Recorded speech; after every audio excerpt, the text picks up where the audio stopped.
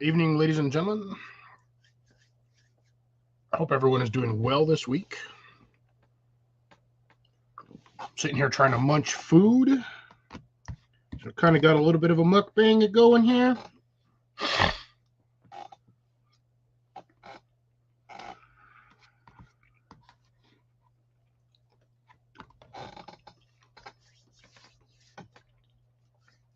See how long it takes for people to show up.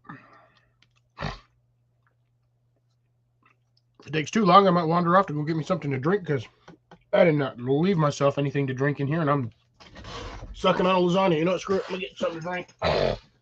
Nobody's here yet.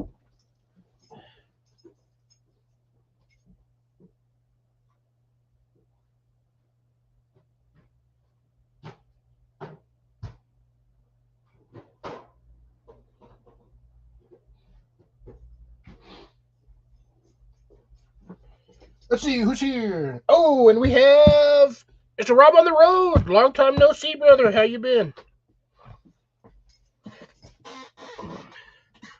Happy 4th to you as well. So the question is, do you actually celebrate the 4th or not really?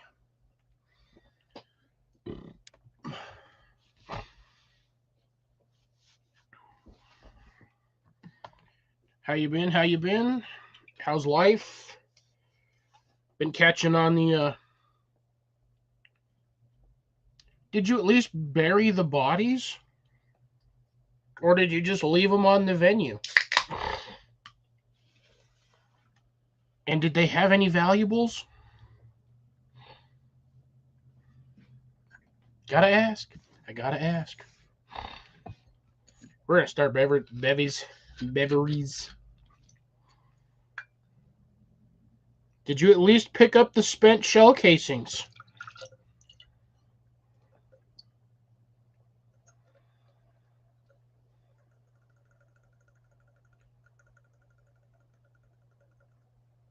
Mine went weird on me, bastard.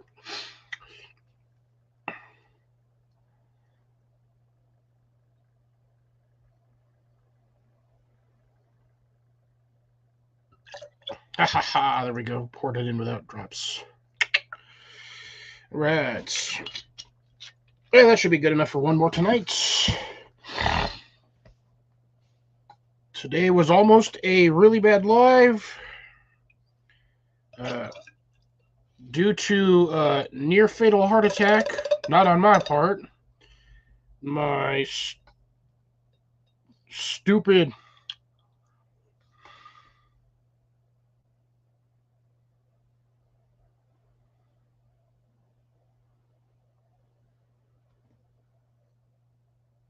nope.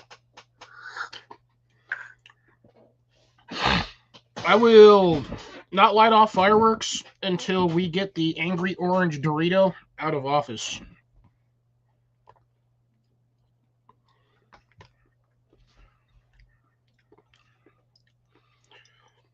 I might light one, maybe later I have one random one that I've been sitting in the shed for years.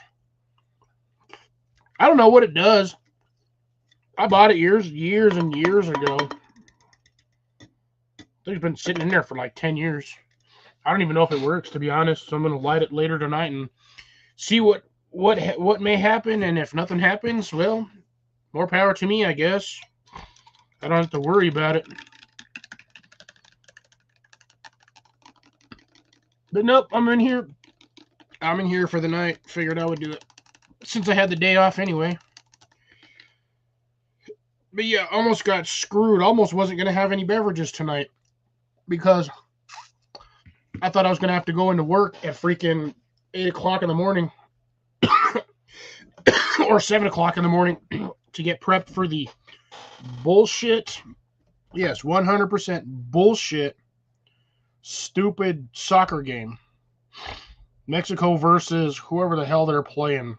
For some reason, it gets wicked busy at our store or our building because the building owner's wife is Mexican. So she brought all these people in to watch this stupid soccer game, which only they care about. 35 to 4, almost 4,000 people nonstop for 3-4 hours or 3 hours of just incessant orders and cooking. And they get all pissy and bitchy when it takes them an hour to get their food. And it's like, no shit, dude. There's like 4,000 of you in here. There's only 3 restaurants. And I'm a restaurant, not a factory. I'm not a production line. I can only make so much so fast.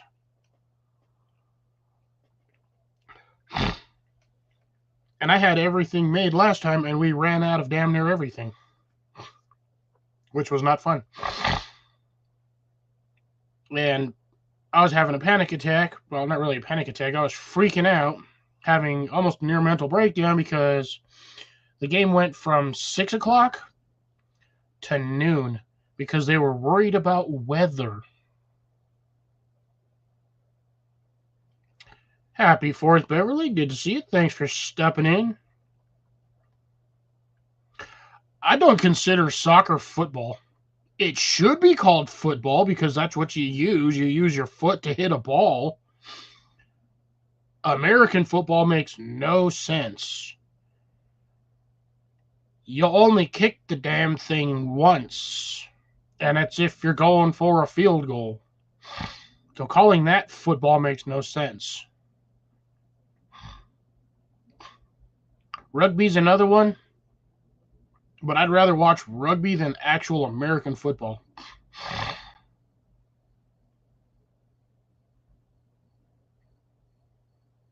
I love making people mad, though, calling soccer foosball. That's what it is. And how are you doing on this 4th of July there, Mrs. Beverly?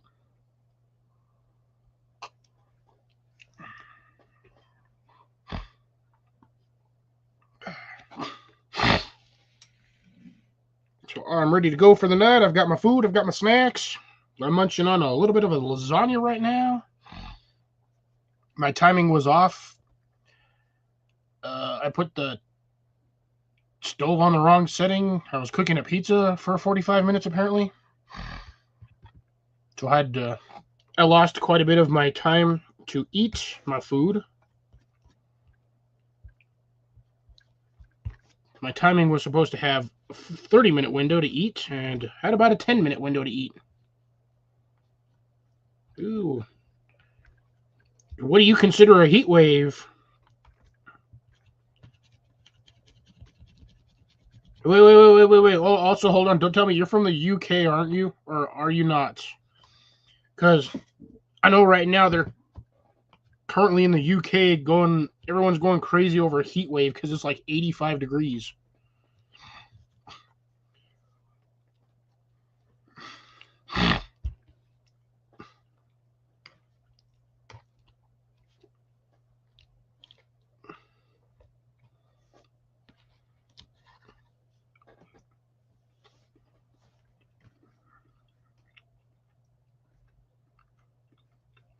Okay, that's good. But yeah, it's like 85 to like 87 in the UK, and Hey, Jason, how's it going? Good to see you. Hi, Molly. Ooh, I'm thinking that's got to be what? Texas? That's got to be either Arizona, Utah, or Nevada. Hey, Matt, how's it going? Good to see you, brother. You need to feed your fish more fish worms. Or worms. It's not big enough yet.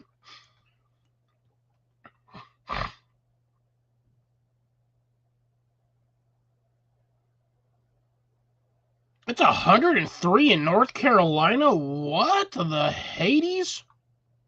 I didn't even know North Carolina got that hot. Hey, Colin, how's it going? Good to see you. Hi, Jenny. Also, hi, Ian. If Ian isn't with earshot, which usually isn't. And also, Mac is Attack is a Crack is a Smack is a Waggus, a.k.a. Tony.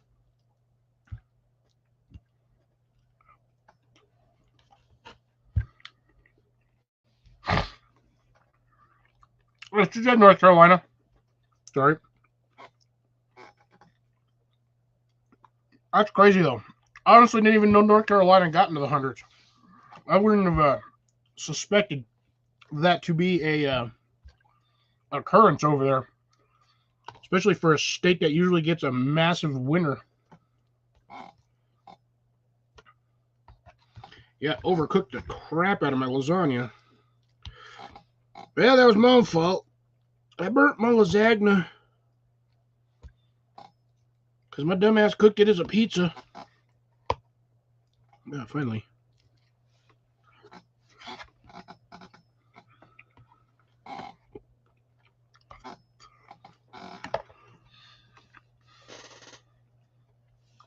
I almost didn't go live tonight. Surprisingly, for the first time in 8 years, 10 years. Well, first time in forever since I've known him. My boss actually invited me to his daughter's house, well, to an area for a 4th of July party. I was actually invited, which shocked me.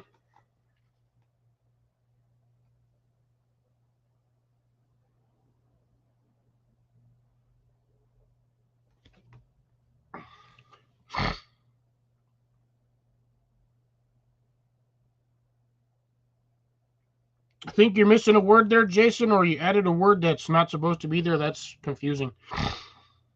Oh, I've done 20 pizzas before noon. That's a small order. So let me put into for if you were here listening to the rant about the soccer game, which by the way, I am so glad this shit's over on the 19th because here's basically what I'm hoping for. I am hoping Mexico loses so we don't have to deal with them anymore. They are obnoxious, they're assholes, they're rude, and they don't tip for shit. 3,500 people, give or take. You would think $3 to $4 for every order that they placed would be like $400 in tips. Easily. Because it is non-stop. Non-stop. Welcome back again.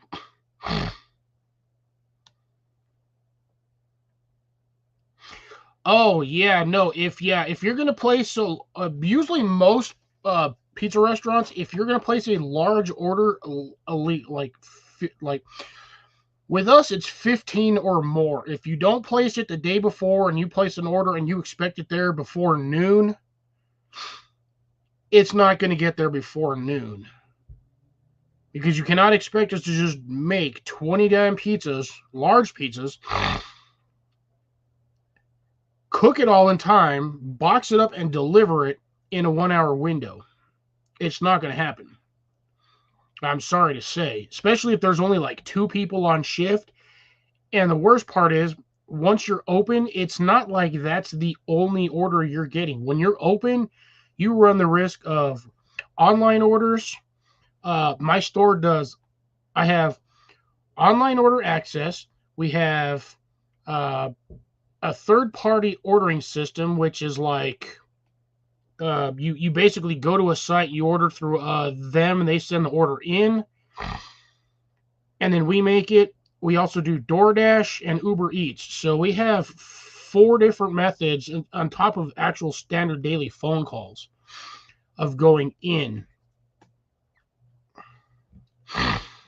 Yeah, if you can get it delivered before 11 a.m., but that's only if you have it scheduled, like a day or two before, and that's just so they can get the employees in early enough to get the order ready and squared away. Hey, Cecilia, how's it going? Good to see you tonight. Happy 4th of July. Don't know how much you guys celebrate 4th of July in Canada, but happy 4th of July, because I know you guys just had Canada Day not too long ago. 3 days to be exact. So happy belated Canada Day as well.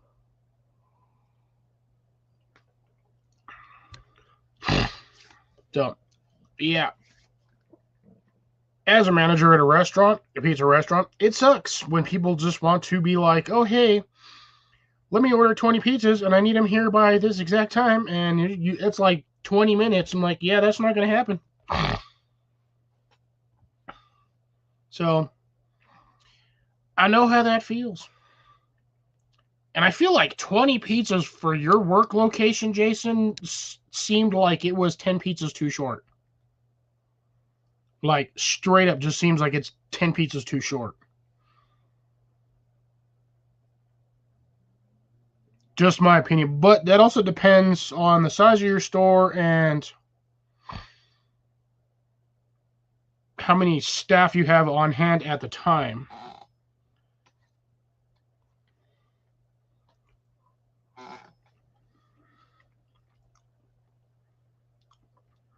You spelled it right the first time, Colin.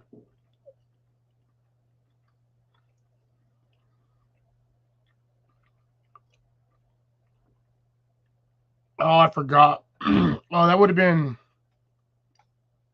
Because I know Domino's doesn't deliver.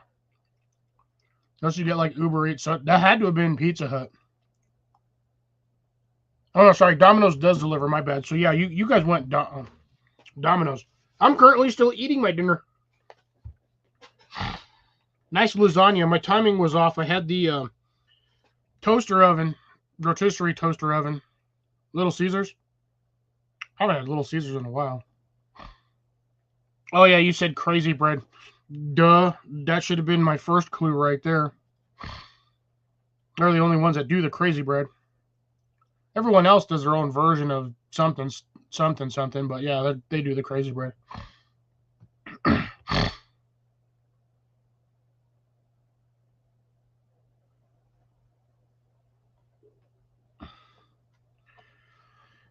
I haven't had Little Caesars in a while. It's been a minute. I will admit, they got better cheesy bread than we do.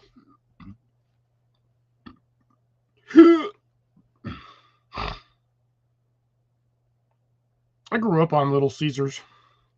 It's one of the main pizza places we had around here was either Little Caesars or Pizza Hut. Oh, also, by the way, folks, cheers. Y'all missed our missing UK brother. He was on here right at the beginning. He had just gotten home from a photo shoot at a wedding. The way he phrased it, I'd ask him a few questions because, yeah, the way he said that he did it begs to differ. So if y'all scroll up, you might see him. You might see his comment up there still. Colin had Happy Joe's, Sloppy Joe's. Scroll up. You'll see the comment about the wedding. Hey, Grace, good to see you. Happy 4th.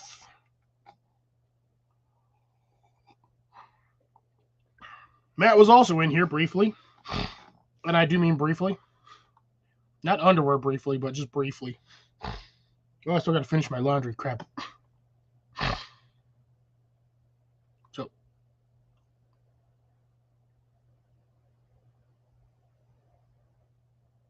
Yeah, I like Sloppy Joe's. I make them every once in a while when I get bored.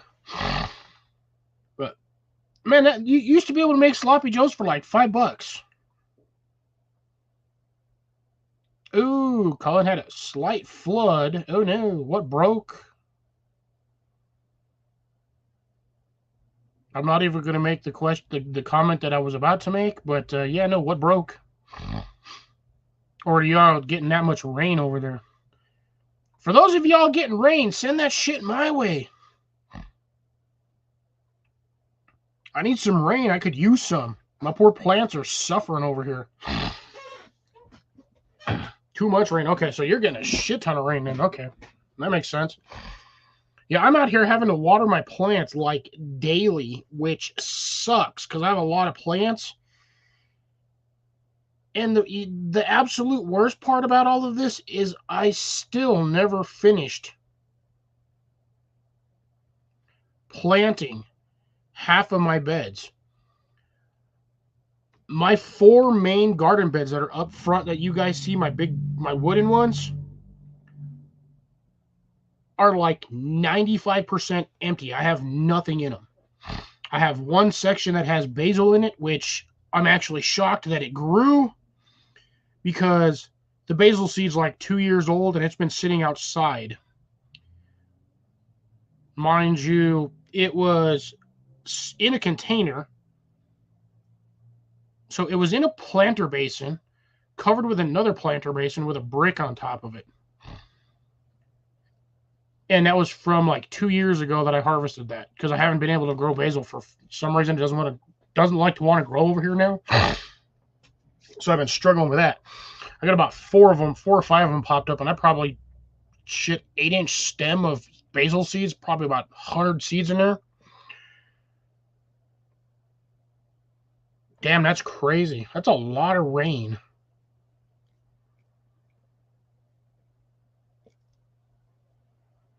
Oh, I just got to cover them.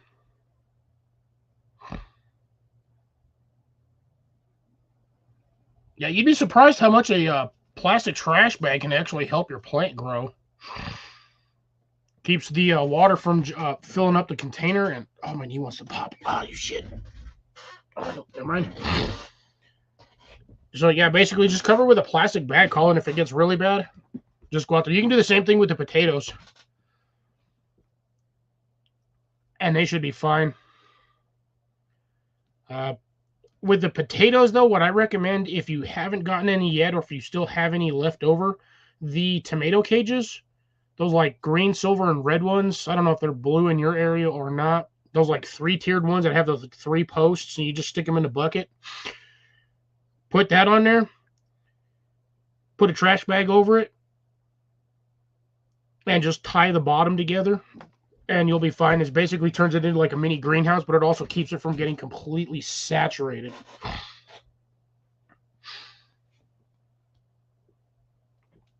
The tomato plant should have had drain holes at the bottom too. I thought you put it in a planter.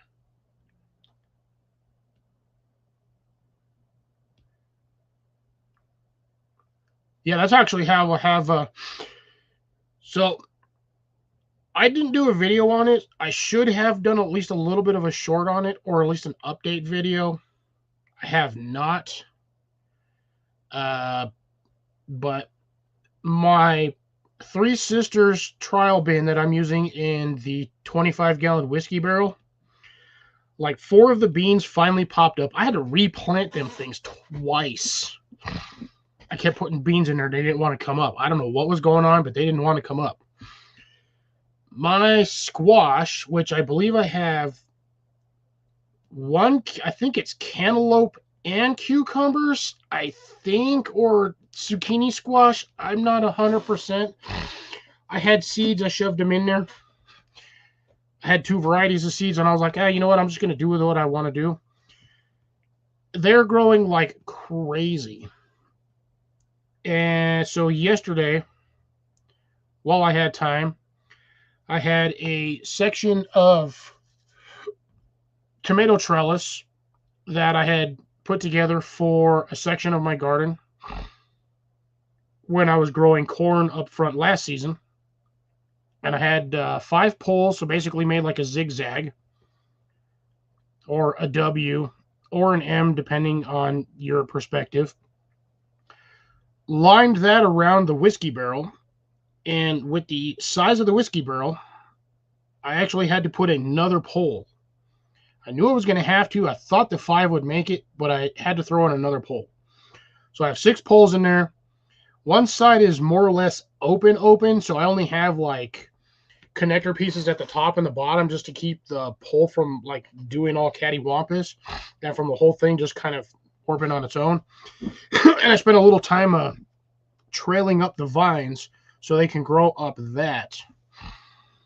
And I'm hoping that within another couple of weeks, I'll start getting vegetables off of that. And then my corn should be getting pretty tall. And I don't remember what beans I planted in there. I can't remember if I did the turtle shelling, the black turtle shelling beans, the cow peas, or the Kentucky Wonder pole beans. So I'll find out when they start putting out the pods. Once I see the pods, I'll know exactly which one it is. Because despite beans all being beans, every bean pod is different the way they grow. Every one of them. Lima beans, that pod's like that wide. Probably one of the widest bean pods possible. And that's only because lima bean's like a wicked wide bean. Everything else, usually most of those beans kind of grow kind of sideways-ish in there. Especially when it comes to pinto beans. That's going to be a long, narrow one like the rest of them. But lima beans, that's a fat freaking seed pod.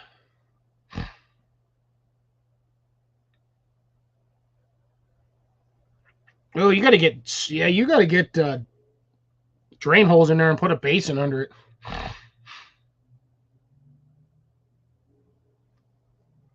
Because those will take off if you're not careful. It will drown them.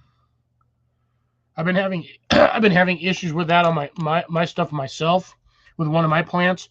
I guess I gave it too much water and it kind of messed up the root system. I thought my plant was dying. So I trimmed back all of the yellow leaves pretty much down to the base of the plant.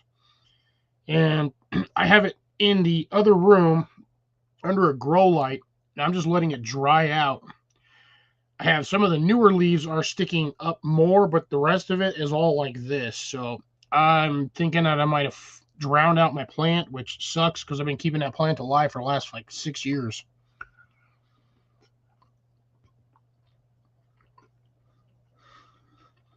That's crazy.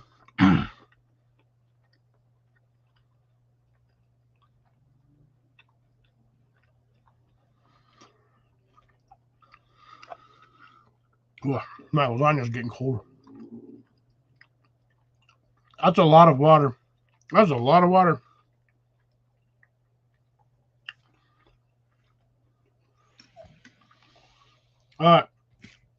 Careful with the peppers.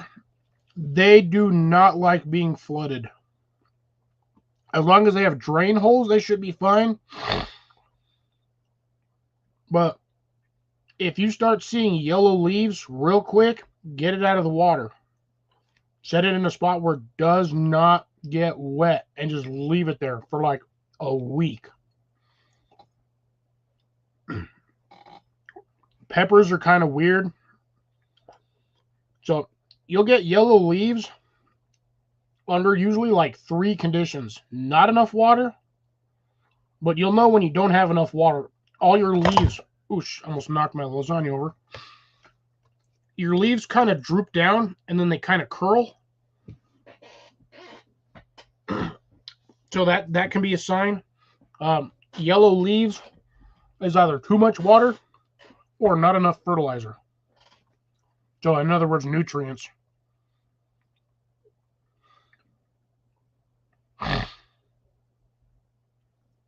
Yeah, I wish I could have that same problem.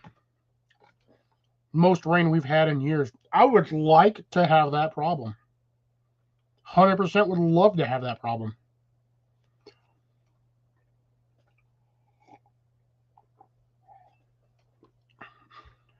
That would be an absolutely amazing problem to have.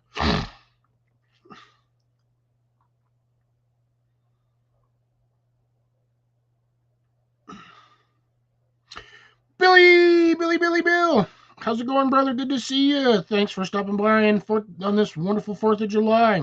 Hope everything is going well on the Shire. Ooh, nice. Ooh, speaking of which, so that mystery melon that I got seeds for you, I have 2 absolutely massive little shits growing right now in the garden. I don't have a squirrel pecking at it. It's not split open, so the ants are not getting into it.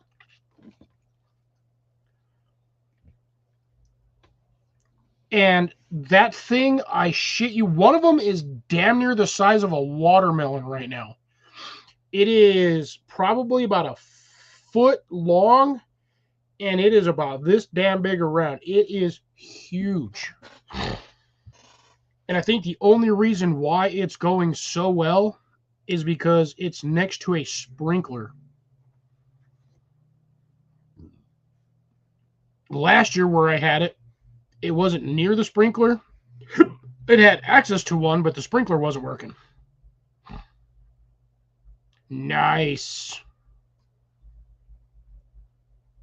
That's going to be a good melon then. That is going to be a good melon. So, damn, everyone's gotten... Yeah, my melons are growing freaking... I don't know why.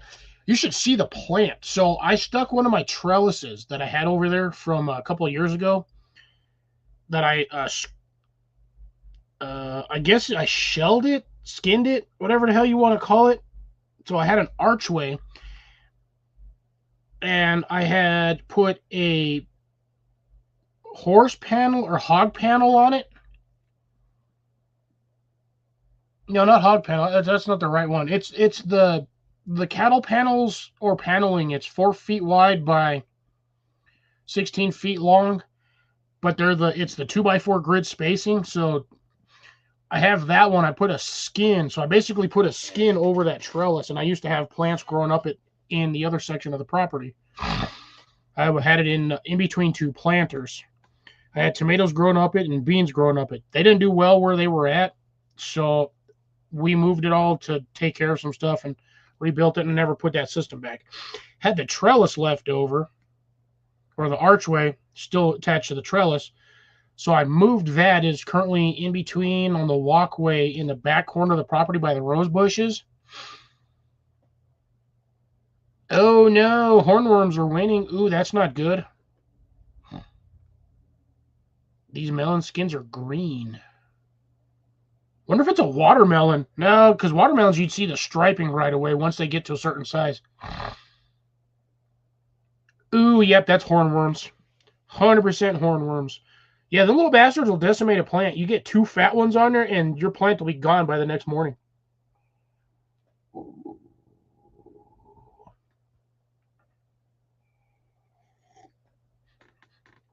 Yeah, it sounds like Bill needs to hire some people to go help him decimate the hornworm problem. Oh, no. Trust me. I've had perfectly fine plants coming home. And the next morning, most of my plant was gone. Them caterpillars will just eat and eat and eat. That's the only thing they do. They just eat.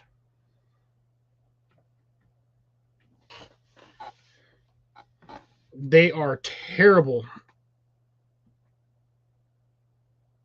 Still haven't had a chance to get them. Yeah, they eat and shit. So I have not had a chance to get them. Currently, I am home alone on the property, and I will be until probably the end of the month. So I have no one else here to watch the chicks if anything goes sideways. My space that I need for them is still not ready. It has been far too hot to work in that area because I have no semblance of shade, because it is on the north side of the property along the fence line. So it sucks working over there in direct sunlight. It could be 80 degrees, no cloud cover. It feels like it's 105, and usually just sits out there roasting me.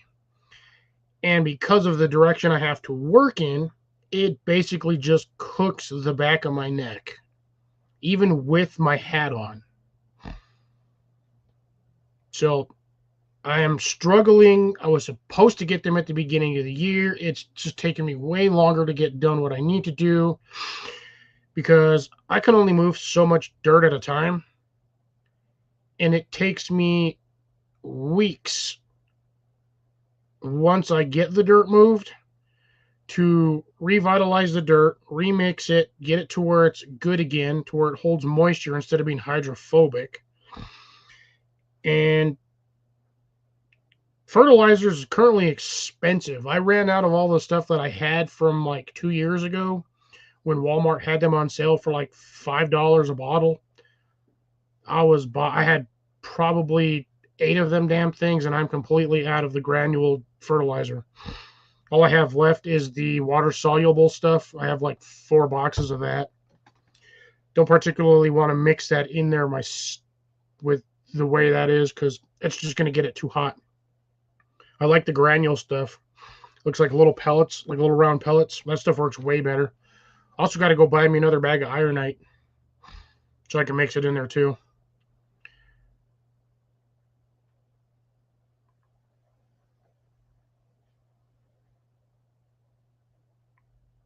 Sweet corn is, yeah, corn has kind of been a struggle for me myself. I have 1 acorn squash, which I'm really annoyed by because I planted 2 acorn squash. 1 popped up, so I figured, all right, I'll put another seed in there. That seed never germinated. I've put 3 seeds in that spot, and they don't want to go. So I have 1 acorn squash plant. Hopefully by the end of the season, I am going to have an entire section rebuilt for growing zucchinis, squashes, cucumbers, things like that. I'm going to do one of those. It's going to be a trellis style system, but it's going to be where they do them at like the 45-degree angle. Those ones where it's basically just shade underneath to keep the bottom of the plant, from getting roasted, and then everything just kind of grows up the top of it like a roof. I'm going to be doing that. Mystery melon looking like a blue pumpkin.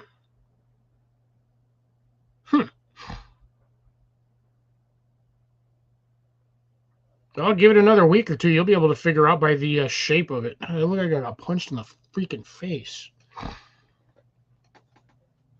So, yeah, chicken coop is still sitting over here waiting to get moved. The only problem is I just can't move the thing by myself.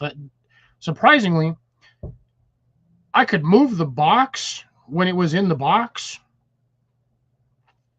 Wasn't a problem. But once it's put together, it is extremely awkward to move that damn thing because it's like 3 feet wide and 6 feet long. So it is a bit of a hassle to move. Ooh, do you got the those bait packs there, Bill? It's like a little bag that you just kind of hang out there and they just kind of float in there. There's something in the bottom of it that attracts them, and then you just dump it out and you can just feed the chickens. Because apparently the chickens go crazy for those damn things.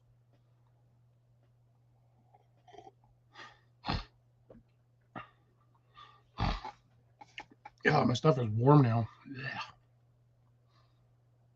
Although it is about 74 degrees in my room right now. Yeah, the bait bags. From what I've seen, those work really, really well. Just put like 2 or 3 of those on the property and you'll have all of the Japanese beetles gone. Because that's what they're designed for, specifically for that beetle.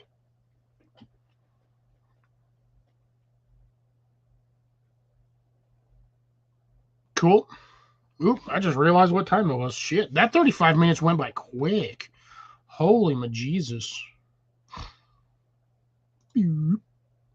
Might as well do this for those who wish to join me up here. If you don't wish to join me up here, stay in the basement. I don't care. I'm in a slightly better mood than I was 2 days on Friday because, I was stressing out. I didn't plant eggplants this year either. And salutations to everyone. Greetings, my good sir. And greetings to you, my good sir. How you doing? And madam's on the side. Colin muted himself to yell at his wife. Fifth burger going down. Bill's got the meat sweats. Yeah, I'm eating a lasagna. Oh no, I had 2 Zumo dogs. My neighbor actually called me earlier and was like, "You want a hamburger and a hot dog?" I was like, "No, I had literally like just finished eating like They 10 didn't hear minutes you, before hon, he because called me." it got muted by accident. Yeah, we had to drain our tomato a couple times because it literally was all the way up to the top of the pot because of the rain last night. We drained it yesterday, then we drained it again this morning, and it again later on. Yeah, just leave it in an area where it won't get wet, and trust me, that plant will absorb all that water in like 2 days. Well, I didn't want it to drown, so we drained a lot of just tipped all the water out. I got mine in a planter basin. Well, I have mine with like a little 9-inch planter basin that's pretty deep, probably half-inch deep, three-quarter-inch deep. I don't remember. And I fill that thing to the top every day of that planter basin, the bottom of it, through the top of the plant, and by the time I get home, that sucker dry. Yeah, but you have a lot more drier weather True. than we do. It's been stupid hot over here the last few days. And this is the most rain we've had in years. So it's not something that normally happens. Looks like Cecilia got kicked out. Yeah. So she was just like, I would come up, but I would be kicked off. See, I just got kicked out mentioning it. That sucks. That's some terrible. That's Bad Wi-Fi. Yeah, No, they but supposedly fixed it. well, right now they're just, we're doing okay. We got all the plants to keep from, drowning. That was a big one. My tomato is like this far above the top of that bucket now, Cliff. Nice. And the leaves are like 7-8 inches long. It's really bushing out.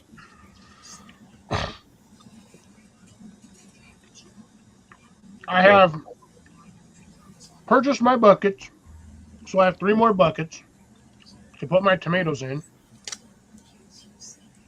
So hopefully Tuesday I can get them or Wednesday I can get them in the ground because I ain't gonna be able to do it Sunday. Oh, I Would get have it. done it today, but I didn't feel like working out there anymore. I got bored. Well, right now we got a fan going down in our basement because so much rain came down that the sewer lines could not hold it. Every house was backing up. Ground saturation, it seems like. Oh yeah. Groundhog. Hey, Groundhog. Hey, Grandpa, how's it going? Nah, keep the acorn squash going. The one thing I've learned with acorn squash is, so that plant is a creeper plant. Yeah, it is creepy. It does not send out your standard, like, squash zucchini style tendrils to, like, grab onto things. It is just one giant ass, like, long vine. And it just sends off the leaves and the shoots and the nodes.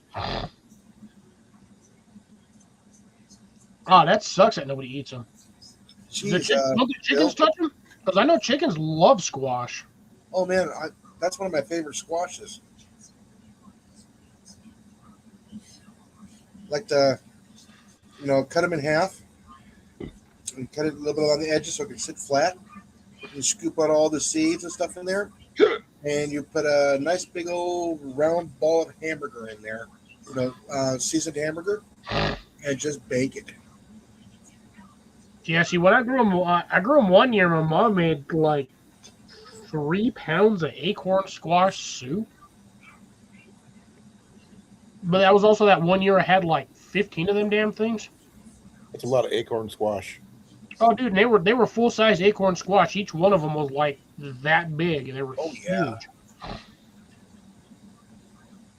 I plucked them off when they were kind of yellowish, and they all ripened to nice green, nice dark green. I don't eat them, but that doesn't mean nobody else will eat them. Oh, I don't eat them either. Hi, Deb. Hey, Deb. Deb, happy 4th. How's it going? Good to see you. Well, we got you on the horn. What's the update on your little clickers, your quackers, squeakers, squawkers?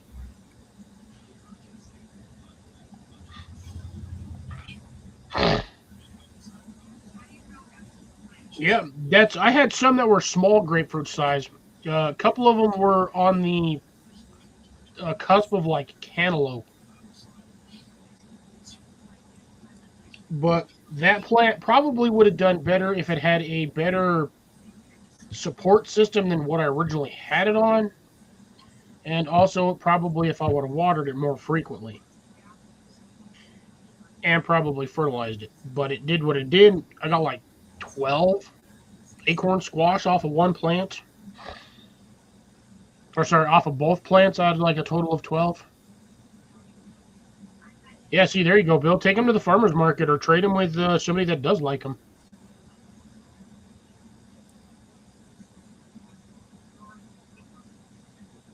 Nice. Well done, Deb. Well done. All right. Yeah, that's a surprise. I usually have eggplant growing. I usually have squash growing. I don't even honestly know if I have any acorn squash seeds left other than like the packet ones. Because I have harvested all of my seeds before and I put them places and I always forget where I put them.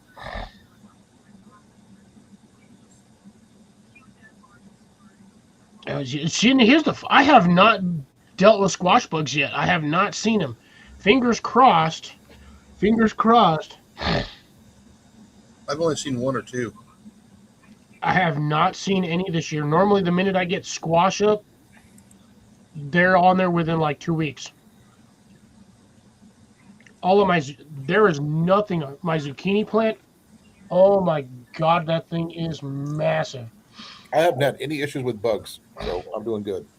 I've got that one right there too, Bill. No vine borers at the moment. Yeah. None. But yeah, you guys should see my zucchini plant. So this thing has leaves, and the leaves are like 14, 15 inches wide. Absolutely massive. Nah, probably closer to like a foot wide. I think 15 inches is a little exaggeration.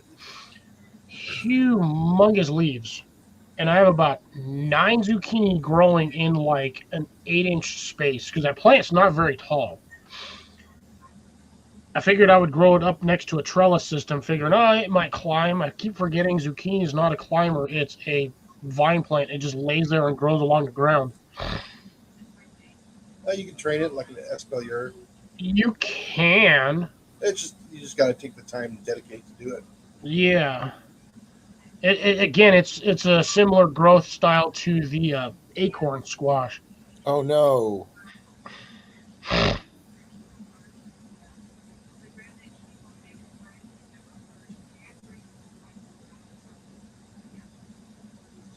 Oh man, that sucks, Deb. Yeah. I'm having trouble with my other knee now, so there's that. Oh, it's easier to grow in a lot of different zones, Bill. You and me have the freaking like the hot zone. It's not fun sometimes, let me tell you. Not fun. You've been gardening longer than I have, so you full on know that growing anything in the heat blows.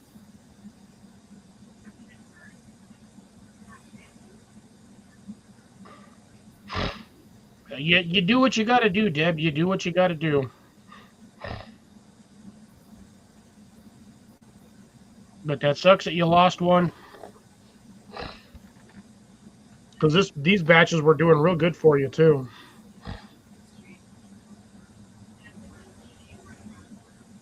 Let's see what else. Currently right now, my chili peppers are doing fantastic. I figured out what my mystery pepper was that was growing in the back corner of my property. Well, front corner of my property. I gotta say back corner. What was it? It is a cherry pepper. Ooh. What's a cherry pepper? Oh, it literally looks like a cherry. What's the Scoville rating on that? About 1,500 to like 1,500 to like 5,000 to 8,000, something like that. Is that good? Okay, is that high or low? That's on the low end of the heat, but it's like a good heat.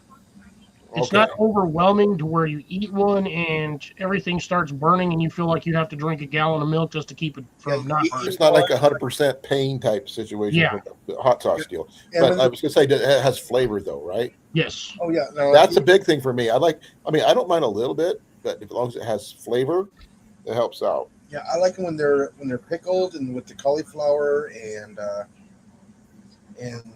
pepperoncinis. Oh man, are they good? But yeah. I had 2 of them in the pot. One of them it was doing good, and then all of a sudden it wasn't doing good, and then it was dead the next week. And I was like, well, that sucks. Because I remember at one point I put seeds in that planter. I know I did. The problem was I forgot what seeds I put in there because that was one of those weekends or my days off where I was just pulling stuff out, plucking things, skinning stuff, crumpling stuff, and just putting it everywhere to see what was growing. And apparently I put that particular plant seed in that pot. So it's doing real well. It's only like a foot tall, but I probably got about 20 peppers on the damn thing right now.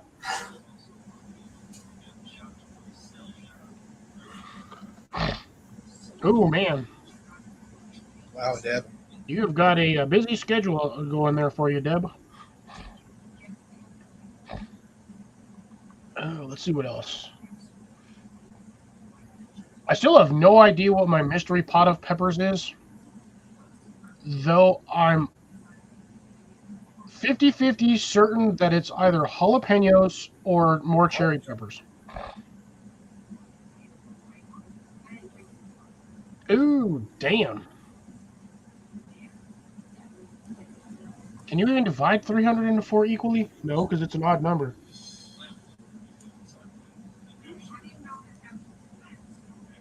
So it's what, $75 for insurance? That sucks. Took me a second to do the math on that one. I was like, ooh.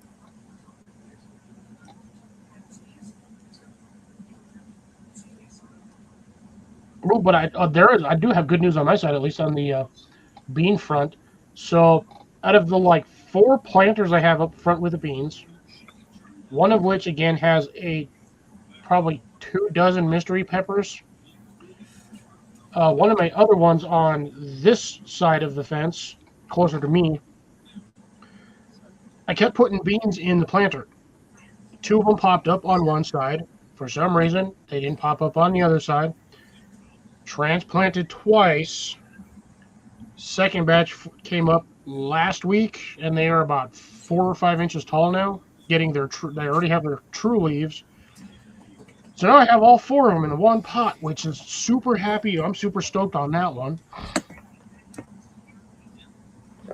None of the small special peppers you sent came up. Ooh. Yeah, I know. Prepare to be disappointed. Why? What, Jason? Did you have a bad seed crop? I think they're bell peppers.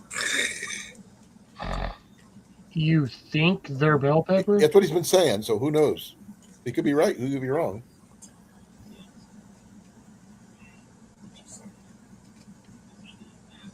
I'm going through my catalog now, and Damn, Deb, that leaves you a whole $2 to survive on.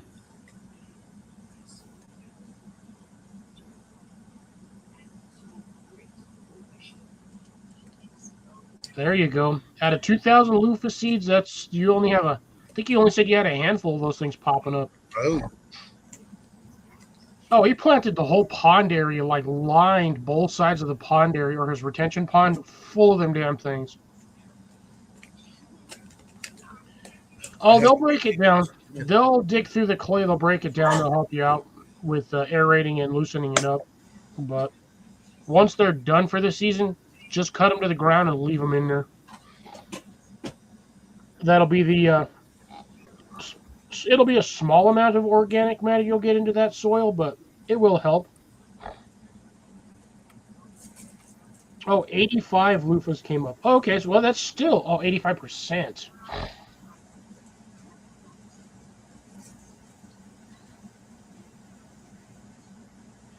Well, it's still not too bad. So yeah, you're only going to need what? What do you figure, Jason? About 100 loofahs, and you pretty much have all the seeds back again? Oh yeah, or more. Because them damn seeds, or them loofahs, there's like 100+ seeds in each one of them damn things, depending on the size of it. The bigger it is, the more seeds you're going to get. I need to plant some of those, but it's already too late for them to go. I needed to plant those like 2 months ago.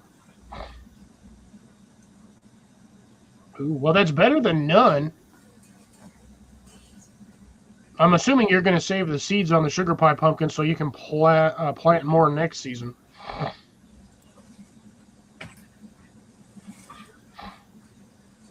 Wait, is it sugar baby watermelon or sugar baby pumpkin pie or sugar baby pie pumpkin? Yep, 100% seed save. There you go. Now, Bill, just out of curiosity, how do you dry to save your seeds? Do you just leave them in a tray out in the garden area, or do you leave them in the house? How do you do them? Now, again, with seeds, especially for water, things like melons, you got to wash the seeds off to get all of that nasty, slimy organic matter off of them. But usually when I do it, I'll wash them in a big old bowl so I can, kind of squeeze them out of the slimy casings of the internal membranes, and then I'll rinse them off real good, and then I usually set them on a paper towel, and I'll leave them on that sorry, not a paper towel. I'll actually use a towel. Set that on the table or the counter, and I'll just let them dry out for like a day or two on that. Okay, so you do them. Okay, do you do fan dry them like sometimes I do every now and then, or do you just let them? How dry do they got to be, Cliff? Say what? How dry do they have to be? I mean, no, dry. You don't want to use a dehydrator dry or just regular? No, if you use a dehydrator on seeds, you kill the seed. Yeah. Okay, that's what I want to know. Yeah, do not exceed 120 degrees. No, because the dehydrator we have is not heated. It's just a fan style. Yeah, because I disabled the heater on my dehydrator so I can dry seeds. Yeah, you can do if you get like a small circular fan, like a small fan, and I mean like 10-inch fan, even smaller than that if you have one. Just enough to where it blows the air kind of like across the top of the seeds, and you can just set them like Bill does. He'll do it on he's doing his on a paper plate. I usually do mine in the tray basins for like planters. And just every once in a while, just kind of rotate them or kind of mix them so they get like up and under. So the stuff that's kind of dried out on the top gets kind of mixed in with other stuff. And you do that for a good solid week, everything dries out really nice. Oh, okay. Good thing about coffee filters would work. We have some of those. Yep. Okay, so you do seed collection pretty much the same way most of us do it. I use paper towels when I have them, so that's what I've always used. Because that's what you guys told me to do. Plates. Well, I'm out of paper plates at the moment, so paper towels. The easy ones to use. So dirt cheap, because you can usually get them for like 50 cents to $1 a piece. Is the Dollar General, Family Dollar, Dollar Tree, whatever have you. Are those clear plastic planter basins are usually about an inch and a half tall. Dirt cheap, you can usually get like a 3-pack for $1.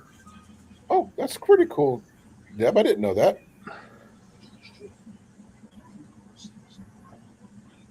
Yes, it does. Now, works great on the box fans. If you use the box fans, you just stick that filter on the back of the box fan. Yeah, you can also use an old window screen. Put your fan facing down to the ground, up on the sawhorses. Put that screen up on top and put the seeds on top of that. It'll dry really fast. Yes. Now, make sure that you have the fan facing down, not up. Yeah. You want to pull the air across them. Yeah, if you have it the other way around, once those seeds get dry, Bye-bye. it'll blow them all over your yard. You're never going to find them. Bye-bye. That's why I said facing down. I've made that mistake a few times. So, yeah, I usually use my little 8-inch little round fan that I have. I use that. That works great to drying out seeds. Small seeds, tomatoes get water, fermented a few days, then wash in a fine cotton.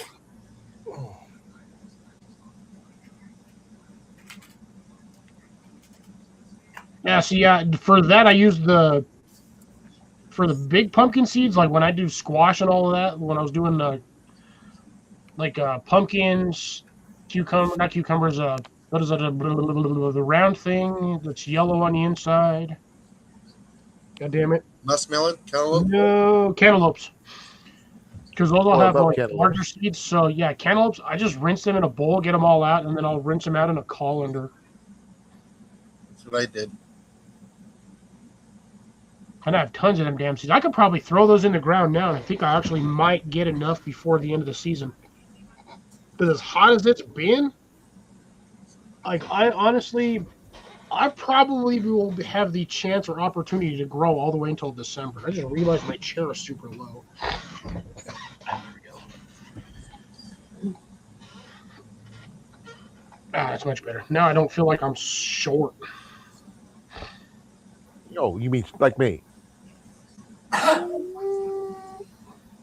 I know there's got to be somebody here that's probably part of the YouTube community that we know that's way shorter than you. That's not a female. I would say Tyler, but I've met him in person. He's not short. No. Which Tyler? Woods. Oh, he's taller than me. Yeah, I think he's just slightly taller than I am. Yeah, I think the other Tyler is, I think he's between 5'10" and 6. Ajax. I'm saying I'm shorter than Corn-Fed. I'm shorter than you. I'm shorter than everybody else. With exception of Blake.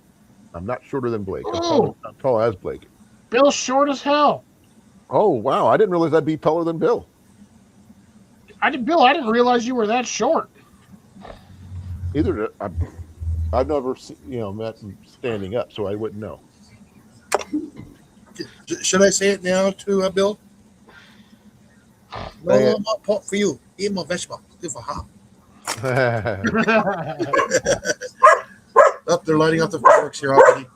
Well, for a moment there, I was like, "Ooh, daughter's home." I was like, "No, she's got like 30 more minutes."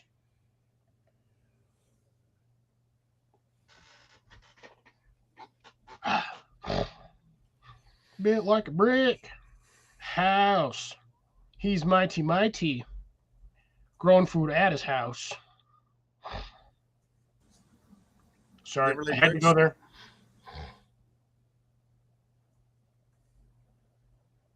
Let's see what else is going. As my teacher used to say, you ever laid bricks before? And if you said, yeah, he goes, hurts, doesn't it? Yes, it does. They got sharp edges. Depends on if it's got the holes or not. Say what? Because if they have there's one with the holes. Going poop? Yeah. Oh, especially when you get the solid ones. I hate the iron bars. Or the islands. Yeah, I bet y'all forgot some of them terminologies for using number 2. Yeah. Oh, deuce? No. For what was left behind. That's what I meant. No. Dropping A. Deuce is what you're taking. No, it's dropping A. Terminology for what is in the bowl at the time. It's called dropping A, deuce. Yes. It's a Hulk. That's not what I'm getting at. What I'm trying to tell you is the names for each deuce that has been dropped. Oh, I didn't know there was a different name for each one. Yes. The ones that, when you're done and it's sitting on top of the water, those are called islands. Never heard of that one before. Really? It's poop. I know you've heard of sink the ships, okay? No. That's a new one for me. Remember, I'm That's when not you got Navy. that's when you got a floater and you're trying to dunk it with another one. No, you're taking a leak. And then there's the iron bar.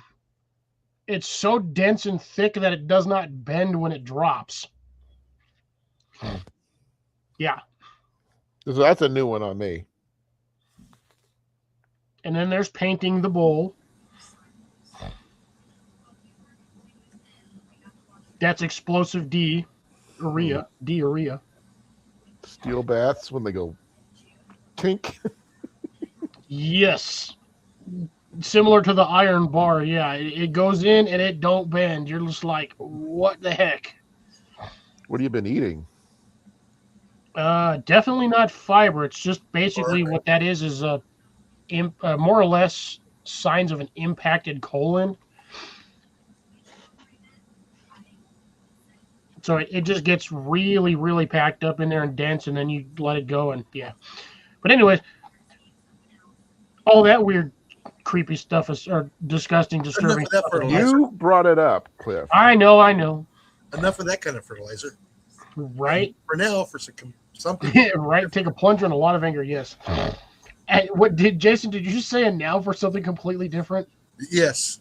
Oh, man. How mighty Monty Python of you. Oh, I've already done that video already. Not all of it.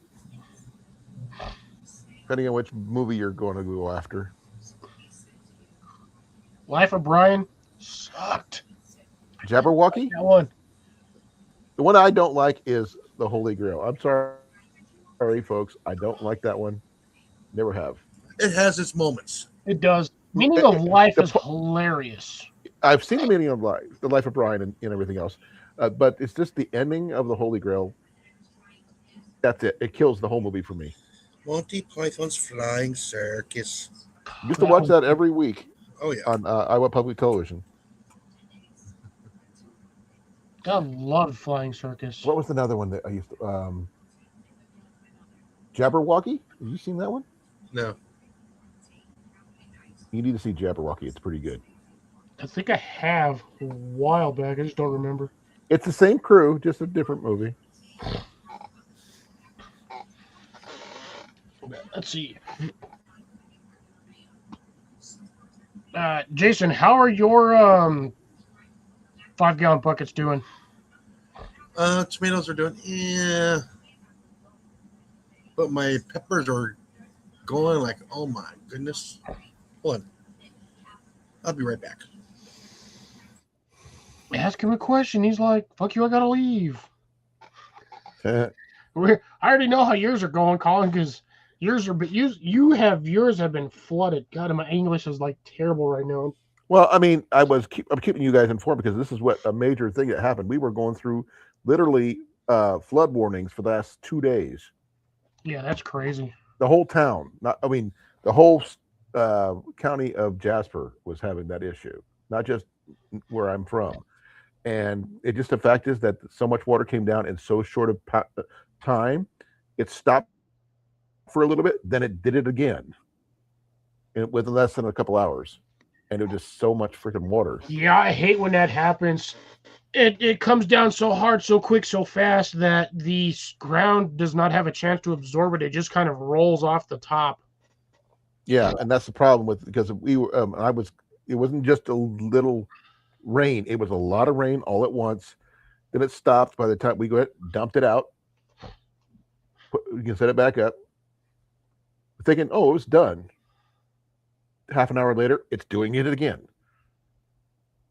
Yeah, like I said, go get those like three. They're usually like, well, I think they're like $7 now, $5 to $7. You just get those like little tomato cage style ones that look like cones. Mm-hmm. Just shove that in there and put a 55-gallon trash or like a 25-gallon trash bag over it, or just something over it to keep it from just flooding. It has a cage already. Then just put a trash bag over it. Well, the thing is, I don't have any trash bags that big. How big is the cage on that thing? It can't be more than like a foot wide.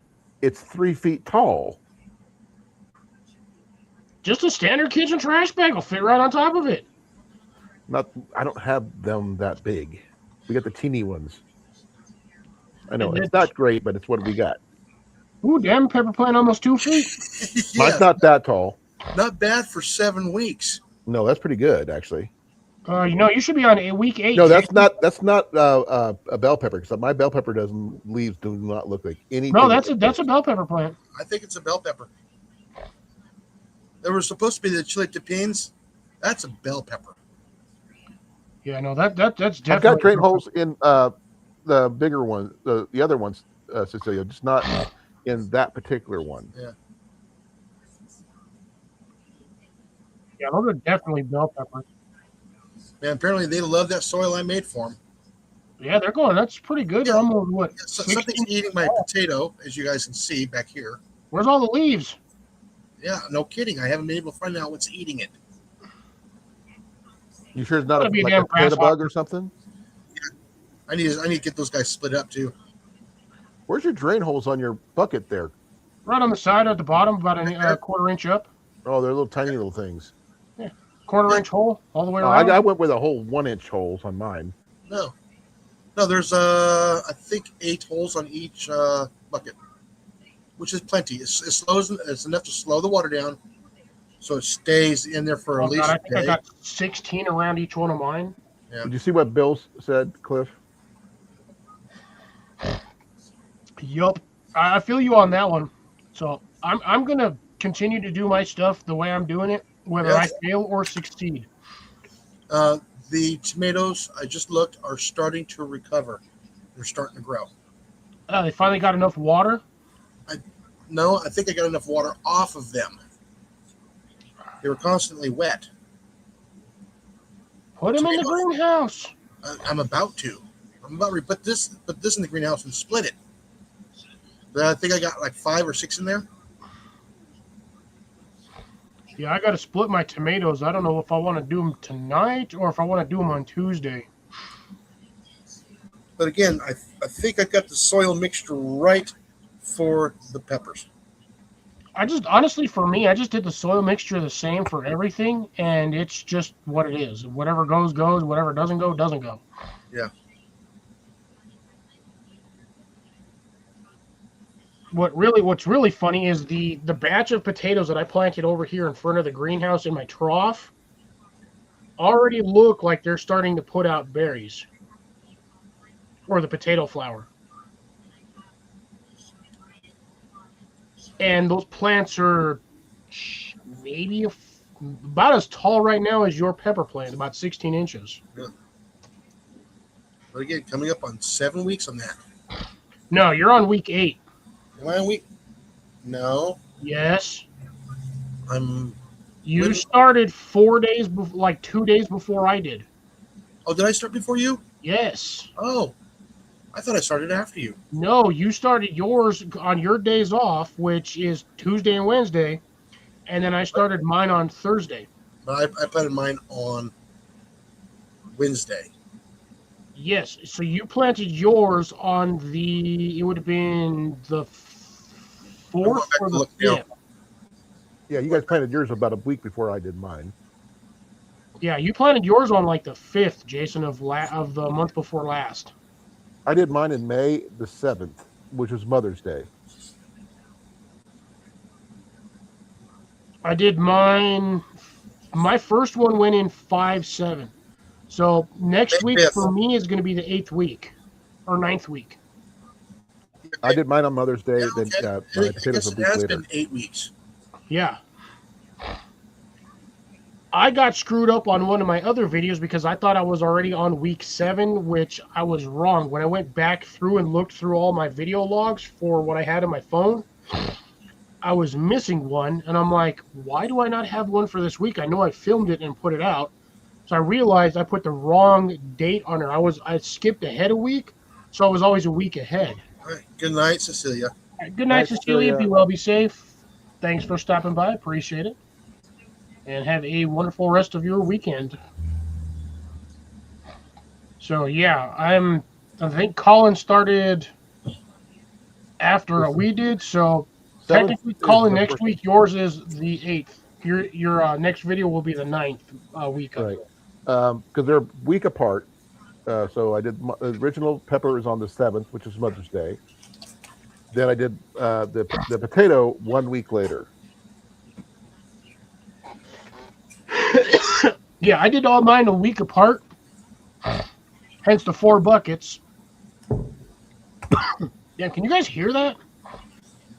What the Only thing I fireworks? can hear is we got a lot of fireworks going off over here. Yeah, I've got them over here going too. They're dropping mortars like crazy. Yeah, they're going off now at the park. I can hear it. But yeah, so next week for me will be week 9.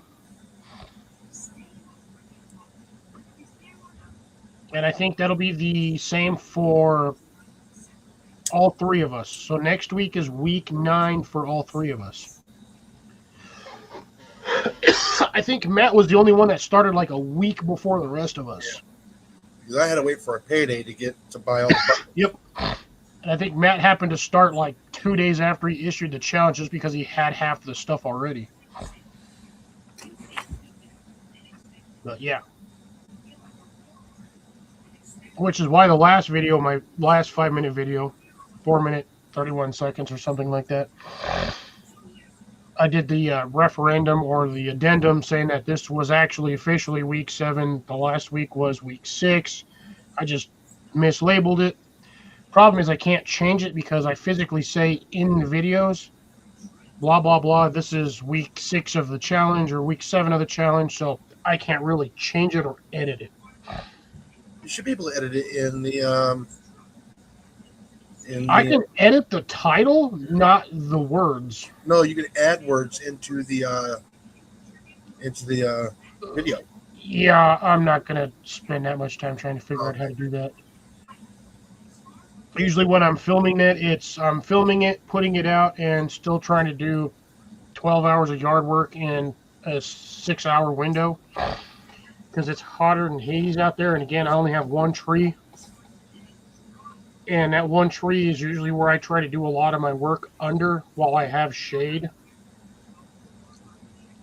Other than that, if I'm in the sun, it's because I'm watering plants. I'd rather water the plants in the sun than do hard physical labor in that, because that shit sucks. I'm surprised you don't have a shade canopy. Dude, I am not dragging one of those damn things around the yard because I'd have to move it every like 4 minutes. Oh. Because I can deep water plants, but if I deep water too fast, the water just runs out of the planters. Yeah. Which I have to repair 2 of my planters already. What's My wrong? big 3 foot by 6 foot one, no problems with that one because again, when I first built that, I over-engineered and built the hell out of it. The other 3, I kind of did on a speed run. One of them, I don't know if it's the screws that gave out or whatnot, but I have to repair some of the boards kind of separated from both screws and internal structure, but the majority of the internal structure is already rotted out because they've been sitting there for 6 years. Which, mind you, the outer structure is fine. It's the internals that, boards are slowly rotting out. The framework that I used when I did them, because I originally made them on 1.5 by 1.5 internal posts, and I bolted it or screwed everything to that. Those have long since degraded, rotted, whatever. Question. I gotta be careful reaching in there so I don't stab myself on a rusty screw. Question there, Cliff. Do you have a torch by any chance? I do. What kind of torch? Scorch your wood. Yeah, I should have done it the first time when I was doing it, but I was trying to get all of that stuff up and ready for gardening season, and I didn't do it, to be honest. But right now, I can't. I can scorch the outside, which doesn't really help me any because the water's on the inside. What I need to do the next time around is put a liner, plastic liner on the inside. So all of my stuff doesn't fall out of the corners. But yeah, essentially I got one corner that's separated like 1/2 inch, which really is annoying because I had just redone that planter this season. I had just fixed it, redid the soil, got everything leveled out, and 2 of my boards decided they wanted to separate. So I got a 1/2 inch gap on 2x6 boards. So basically a foot of board separated and all the dirt's falling out.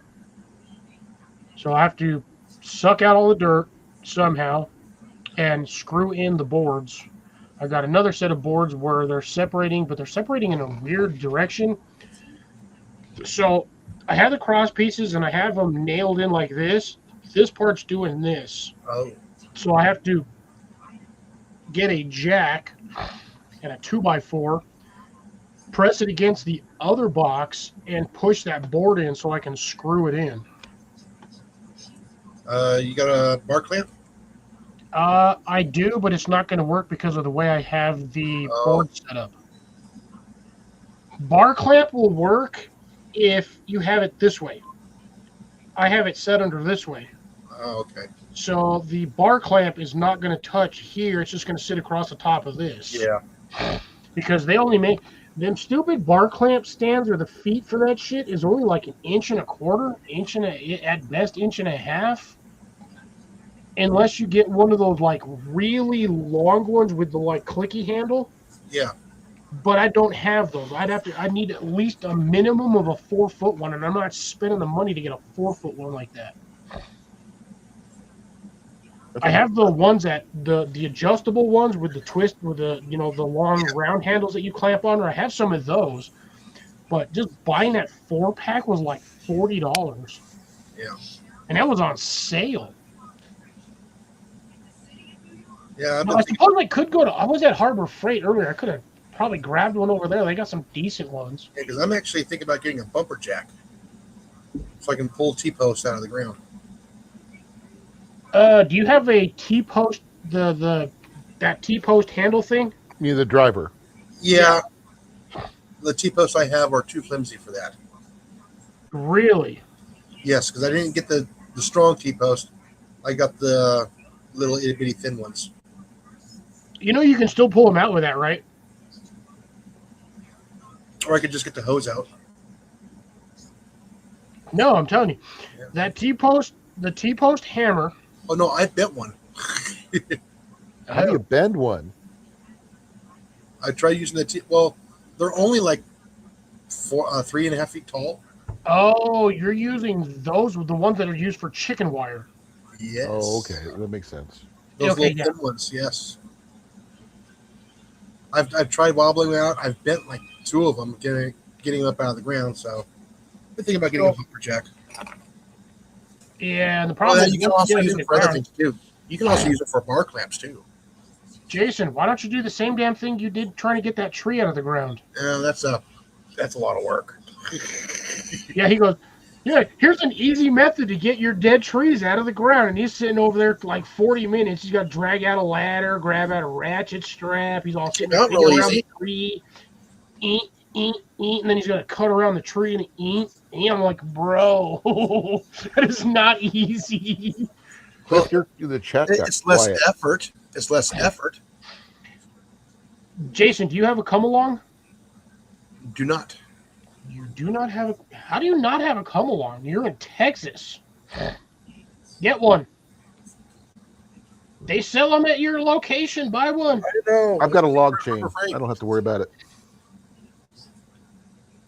Yeah, log chain works, but do you have the rest of the components to use the log chain? It's got the hooks on the end. That's all that matters. I can hook it up to my truck and just pull. Yeah, see, that doesn't work when you're trying to pull vertically. Who says you needed to pull vertically? Jason, that's why you get a come along. Yep. I pulled the tension on the tap root and got a lot of tension on it, and I just hit it with that spade and snapped that root. And dink, out they come. Yeah, see, because I was thinking if you have the come along, you can just hook that to the top of the ladder Oh, yeah. and then just latch whatever you need, rope or chain, around the base of the tree and just ratchet that sucker up and boop, yank it right out of the ground. That'll work for the T-post too. Oh, yeah. Because those T-posts have those little notches in there for the fence posts, the fence to sit on there so they don't move. All you got to do is just get a small piece to fit through there, and then you just crank that up, and it'll suck it right out of the ground. Yeah, those things are so flimsy. Well, they're only like $4 to $8 a piece, Yeah, I know. depending on the size of them. Yeah. Like mad super cheap. Yeah. Well, again, they're designed. It's basically used for like chicken runs. Well, yeah, I use them for that little hurricane fence that I have. Yeah. Just enough to keep the dog in the yard.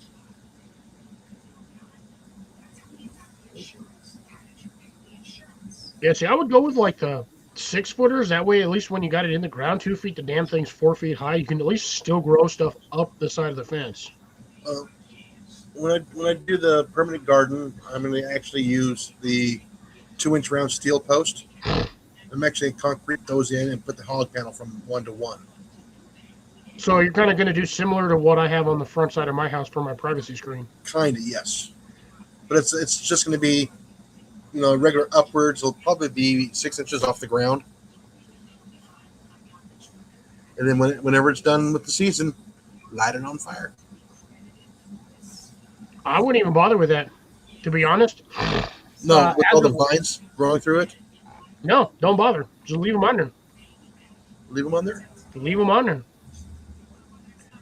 I've made the mistake over the last 2-3 years of cutting everything out of my trellis system that's providing a privacy screen for the front side of my house, so you can't see into the house from the street.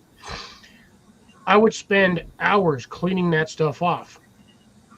I realized at the end of last season, there's no point. Leave it on there. Well, I got that big torch. Well, I know, but I'm just saying, leave it on there because what that does is it provides a privacy screen and it also provides more of a wind block. I'm thinking about sound block too. Yeah, exactly. It'll because you have all of that material on there. Even though it's dry and dead, it'll stay on there for years before it breaks down and degrades to the point where it starts to fall off on its own. The new growth is just going to continue growing on that without being stunted or hindered by whatever's left on the plant or the vine. Sorry, I mean trellis. Yeah, some of them. It's just going to keep going, and it's just going to get thicker and thicker and thicker. If you've got that on 2-inch post with that chicken wire or the cattle panel, it's not going to come off. No, it will not move. Now, all of my stuff, I did not weld mine onto my posts. I used the round caterpillar clamps. The worm clamps? Yeah, the worm clamps. All I did was I unscrewed them all the way, wrapped it around that, screwed it back in, and then tightened them down. I have like 3 on each post holding that on there. That thing will not move. And do they make the cattle panels 6 feet tall? No. How much are cattle panels weight wise? They've actually come down in price. In your area, yes. In my area, they're still like $120 a panel. How much do they weigh?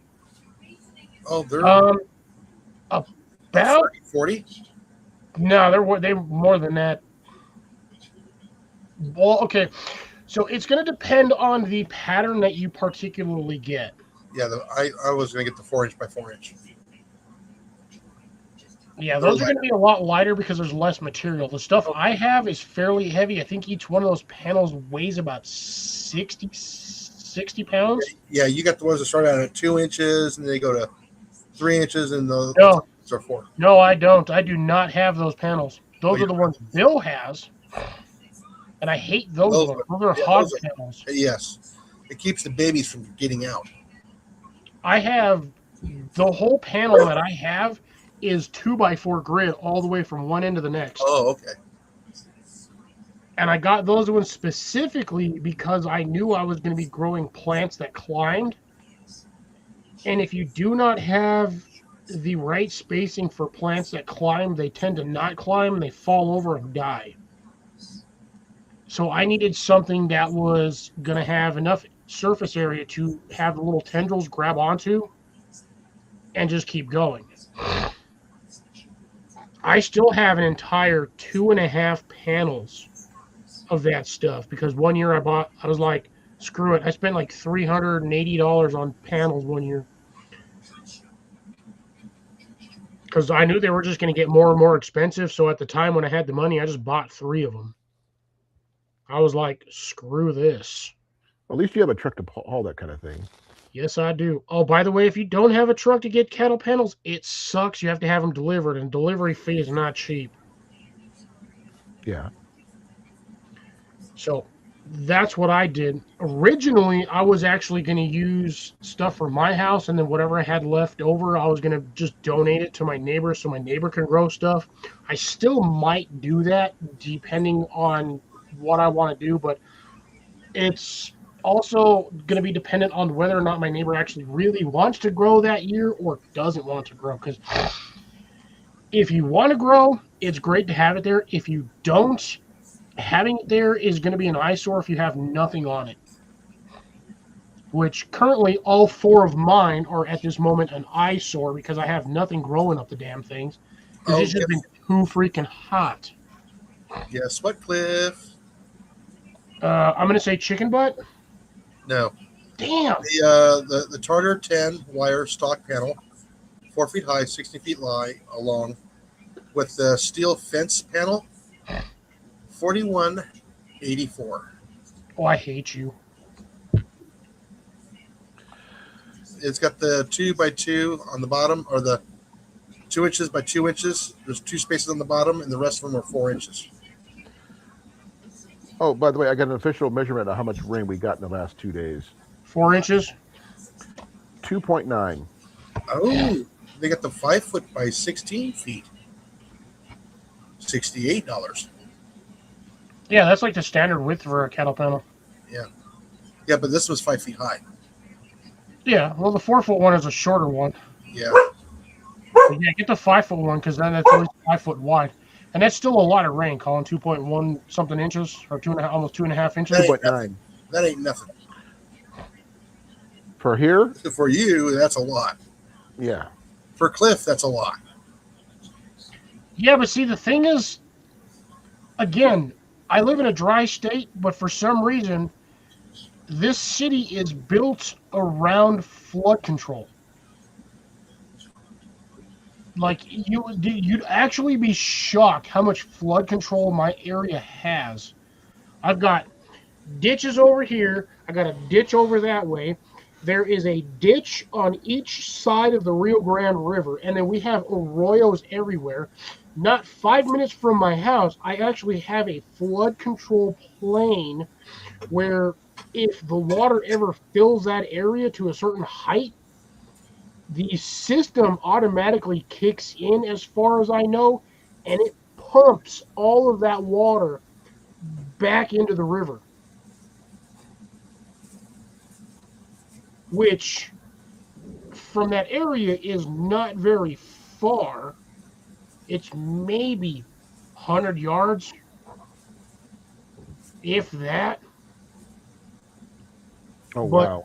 it's a floodplain. It's because our city where I live is in a bowl.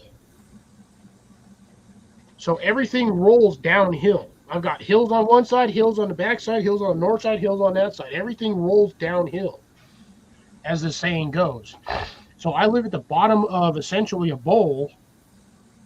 So they had to design flood control down here because if, probably back in the 70s, 60s, and 70s, they got a lot of rain. Was it flood control or is it irrigation ditches? No, it's flood control. The ditches are for irrigation, so those are technically irrigation ditches. But they still help with flood control. Oh, yeah. Read what I just posted, Cliff.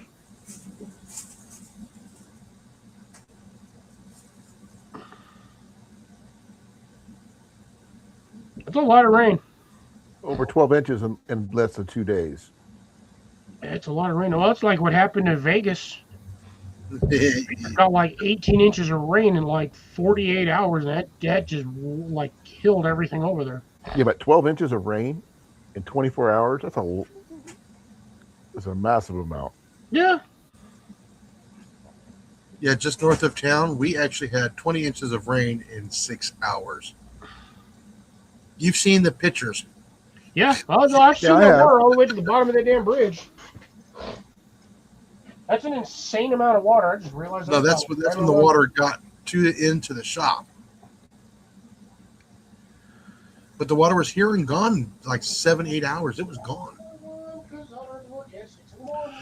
We had like 4 or 5 businesses shut down because the the drainage system in the town could not handle that volume of water. I wonder what Matt probably wandered off to go launch off fireworks. I will be right back. I have to go use the restroom. Oh no! What if the restroom wants to use you? Anywho's, I got a bunch of random stuff I'm doing over here. So much random stuff that I don't even know where to start and or stop. Yeah. Ooh, so I randomly picked up some interesting stuff today at Harbor Freight. Honestly, worth the price. It's a hell of a lot cheaper getting it over there than it was at either Home Depot or Lowe's. Oh yeah, some of the stuff there, yes. I don't blame you. I've been looking for a one of those like combination shrubber trimmer edger thing. Okay. And I keep checking Home Depot. I was over there earlier today, and I was checking Lowe's. I checked it the other like last week, and I'm like, to get what I wanted was damn near $200 because they do not sell this as a goddamn kit, which pisses me off. So you can buy the machine for dirt cheap. So the unit itself, the combo unit that comes with the little tiny trimmer and then the hedger, which is usually like 16 inches or 12 to 14 inches, depending on whatever you're getting. You can get that unit is like $60, sometimes $39.99 to like $60. Okay, super cheap. But then they want to charge you $215 for the damn battery and the charger. Oh yeah. Because I was looking at that today for one of the ones I was looking at, and I was looking at Ryobi. I could get the unit that I'm looking for was like $40. And then the battery was like $120. Without the charger? Yeah. No, that was just for the battery. Yeah, yeah. That wasn't including the charger. The charger was another $45. Oh, yeah. I was like, this is like $220 just for 3 items. And it wasn't any cheaper at Lowe's either, because I was looking at, they had a decent one over there. Yeah. And the unit price was like $60 for the item that I was looking for. And I was like, oh, that's not too bad. And then I looked at the battery. I was like, nope, no thank you. Same problem. It was about $230, $215, $230 in there. I went to Harbor Freight. I was looking for it. They had a combo pack over there. And I was like, oh, hell yeah, this is awesome. $40. Sweet. Battery and the charger, $119. Sold. So I came back with it. And by the way, this was not the cheap battery. Oh, you got the 5 amp hour or the 4 amp hour? Yeah, he's out of range. I'm grabbing it just so I can show you because I've been wanting one of these for my herbs because it's great to just run this through, cut all the herbs down that you need all in one shot. This is also going to work great for the mint because I can just shove it in there, go around in a circle, and cut all the mint in one shot instead of having to sit there, cut 3 or 4 stems at a time, and stack them. But give me 1 second. Let me finish pouring my beverage before I move all this stuff because I don't want to knock my crap over. And I'll show you. But yeah, for like I think my whole total was like $165. But that's also because I bought 2 packs of zip ties. I kind of needed the zip ties. I have zip ties. I just didn't feel like rummaging through my truck to find the 2 packs of zip ties I have buried under all the crap in there. And for $3 for 100 zip ties, I was like, yeah, I'm just going to buy 2 more packs of zip ties. But like I said, I needed them for a project at the house because I have the back section of the property, the east side of the property where my patio garden's at. That's where my zucchinis are. And I also planted radishes and carrots. Out of 8 zucchini plants, 1 popped up. Well, sorry, 4 popped up, but the damn squirrel got the other ones. Yeah. Also planted radishes and carrots. None of the radishes popped up, which really sucked. And I've had to sprinkle carrots in there twice. I had a huge patch of them, but I think the bugs ate most of them, so I only have like a handful left growing in that spot now. But because I have Chevron style trellis, like 2 of them that you Yeah. get at Walmart for usually like $15, I grabbed 2 of those. I put a lone T-post that I had a random odd T-post for because I just picked it up off the side of the road. I literally stopped in traffic and picked it up off the road because it was like a 5-foot T-post or 6-foot T-post. Nailed that in there. Wire tied the 2 Chevron trellises to that after I squished them in the ground, and that's my little growing wall right there. So what I needed the zip ties for was so I could zip tie a bar across the top of it so I could run my shade cloth out farther so it gets like, another couple of inches. I was hoping I had a 6-foot piece of schedule 10 conduit, like that real, the like half-inch by real thin shit. I thought I had a 6-foot piece of that. I didn't. I only had like a 5-foot piece, so I just zip tied that on there, and then I clamped with those spring clamps, the big heavy duty ones. I just clamped the shade cloth on top of that, and then just pulled it down and put some boards on it so it stays on there. So I give it some shade so that doesn't get fried in the sun all morning long. But yeah, that was what I needed the zip ties for, and they're all that. I was like, you know what? I'm going to see if they have it. So I ended up picking up. I saw them pouring this damn thing, but I'm going to move it so I don't dump it over. And it's a power. Right on. Yeah, I got the. Go big. Oh, yeah. I'd rather have a gas-powered one. So I got this one, which comes with, as you can see, the little trimmer. So it comes with the little trimmer there. Does not want to focus for some reason. So yeah, the shearing blade and then the shrubber blade.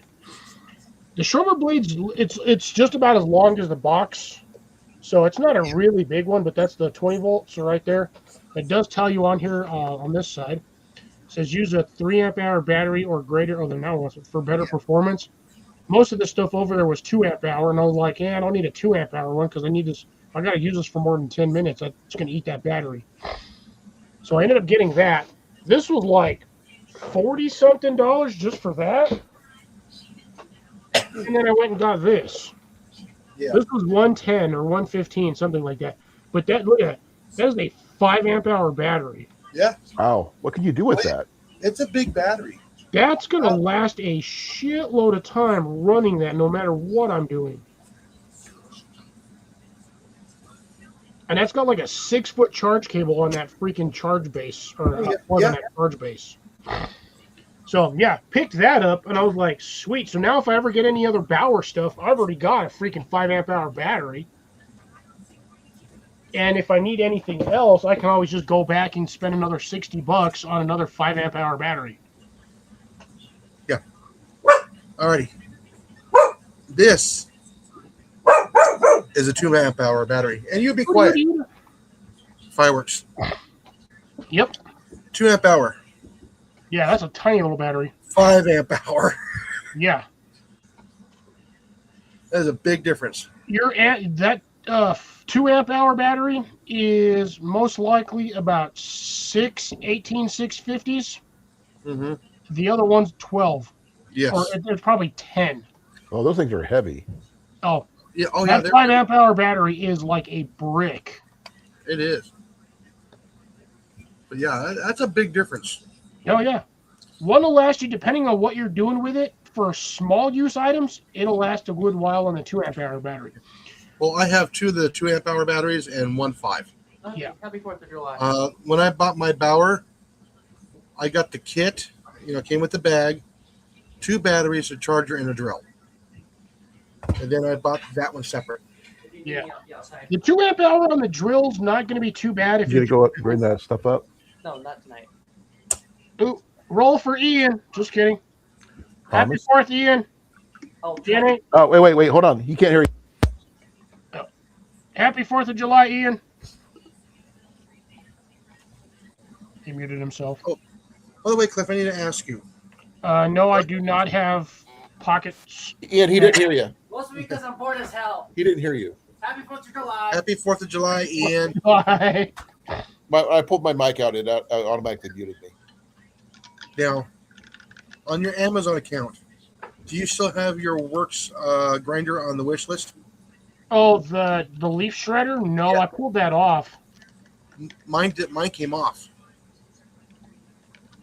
Mine disappeared off of it. That's why I was asking if yours was still on there. Yeah, no, I was looking for that. I've been every once in a while I get on Amazon and I look for that specific one and they don't have it anymore. Yeah. You can get the individual pieces, but you can't get the kit no more. Yeah. Should have bought it when I had the chance. Yeah, you're telling me. I kind of now I regret that.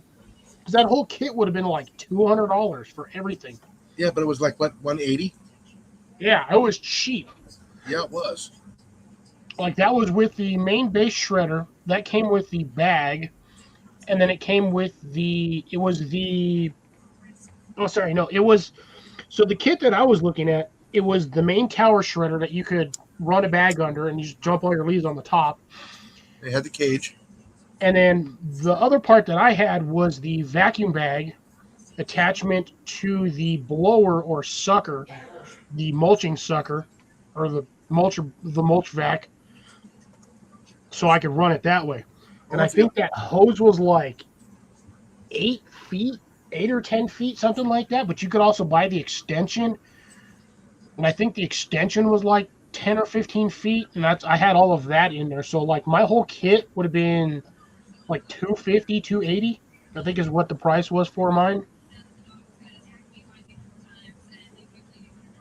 Because all that hose did was attach to the bottom of the exhaust on the mulcher part.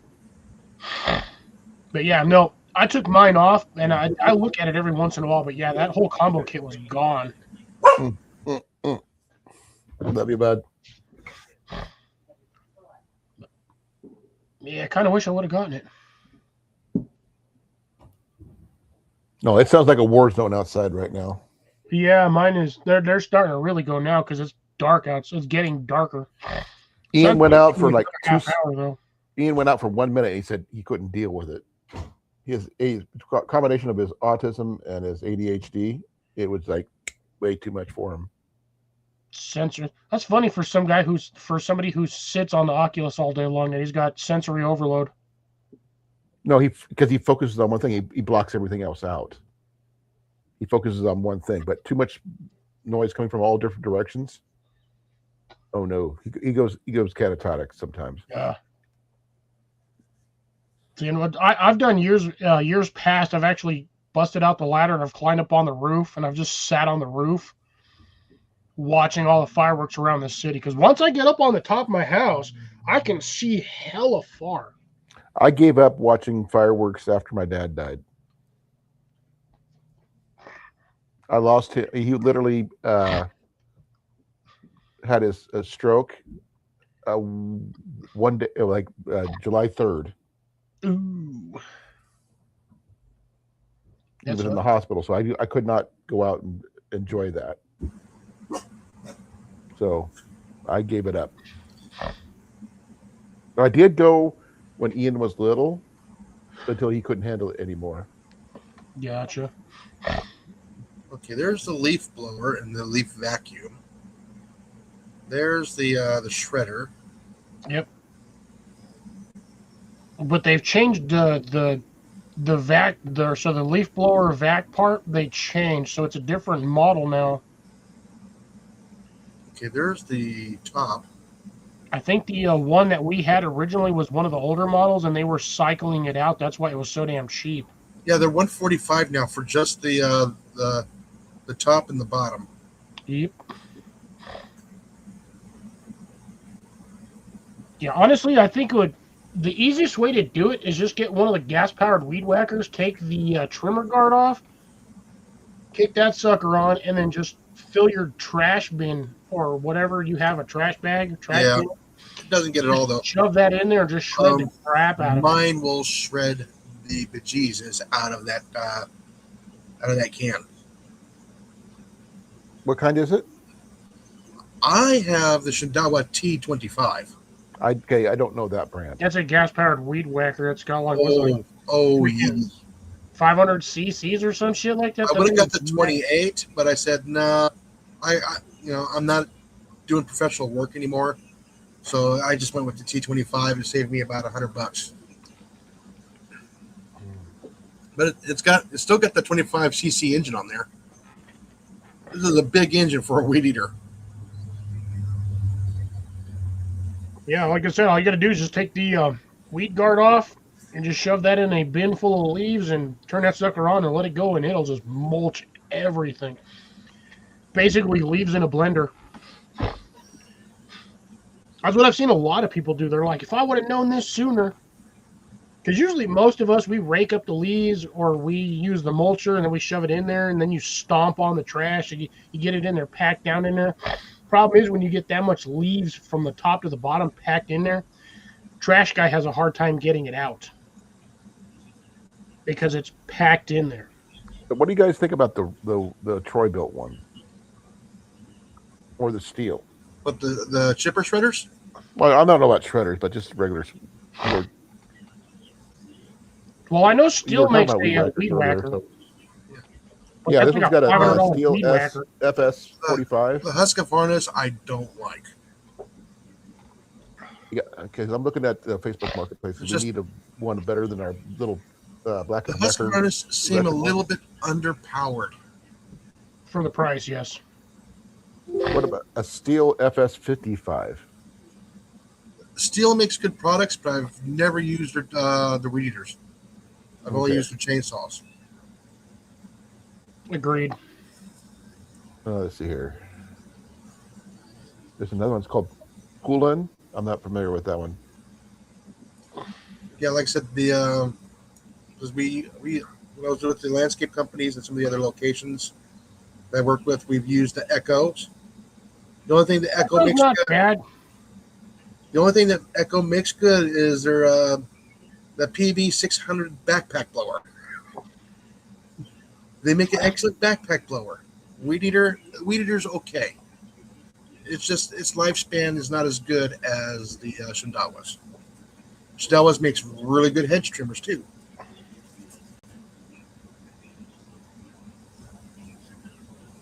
Yeah, I'm still half tempted to buy the pole saw from Lowe's that they've got over there. Just the pole saw, the saw head and the pole itself, just so I can have. Get the one from the funny thing is that they make the big pole and then they make the short pole, which only extends out to like 8 feet, but then they got the big pole that extends out to like 14. Get the still. Spend the money, get the still. The PP 800. I mean, they make a PP 700 and a 600. Here's the funny thing is I technically don't really need the pole saw at all because I have one. I actually have a pole saw trimmer, a tree trimmer cutter thingy. It's got the saw blade on one side and you flip it over. It's got the branch cutter on the other end. But that's only good up to like 2 inches. What I do with that one though is I use the trimmer cutter or the cutter on that one and I hook branches. I use it as a hook. And the dead branches up top that I don't need to cut, I just grab them and I yank on them and just snap them off. Because that branch is already 100% dead. So as long as you leave, a little bit of it left over, it still could be detrimental to the tree, but at the same time, it's not like I'm doing full-on treescaping. I'm not a freaking botanist. Well, it's you're deadwooding. Yeah, but you want a deadwood almost up to the main core of the tree. Spend the money. Trust me. Trust me on that one. The thing is, if I had it though, the reason why I want to get it is for emergency situations, not just for trimming the trees. Because like I said, I have a pole saw at home. Things like 12 feet long. I don't have anything like that. Mine goes from 7 to 18.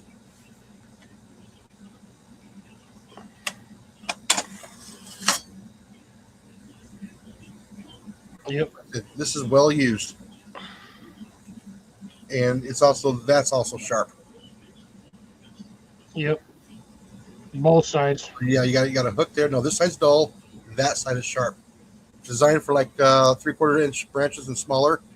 You just run up to it and you just pop it and it goes right through it. See, I figured it'd be easier on the pull because you got more leverage. Nope, you push it and just snap it off. This is just to pull the branches out of the tree. I see. I think the only three of us that are, I think the only three that are in this live right now are you, me, and Colin. Probably. I commented on earlier that I haven't seen anybody comment in a while. Yeah, Bill. But like I said, I think at this point everybody's outside probably watching fireworks. Yeah. That actually want Most to likely. celebrate 4th of July. I figured I'd be here because fuck it.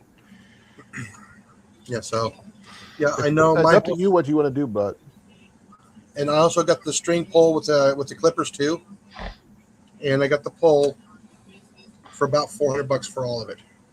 Yeah, see, that's a little pricey. But so I've worked with both the Fiskars. I've used the Coronas, Yay, Grace! Hugs. and I've used a couple of the others, and we always went back to these. I think the only one I haven't honestly used is a Corona saw. I have multiple random folding saws. I've got a Smith's one. I don't know where the hell that one's at, to be honest. Now I've Well, never actually, no, I do know where it's at. I've never used the A.M. Leonard. You know what? I've never gotten anything from A.M. Leonard.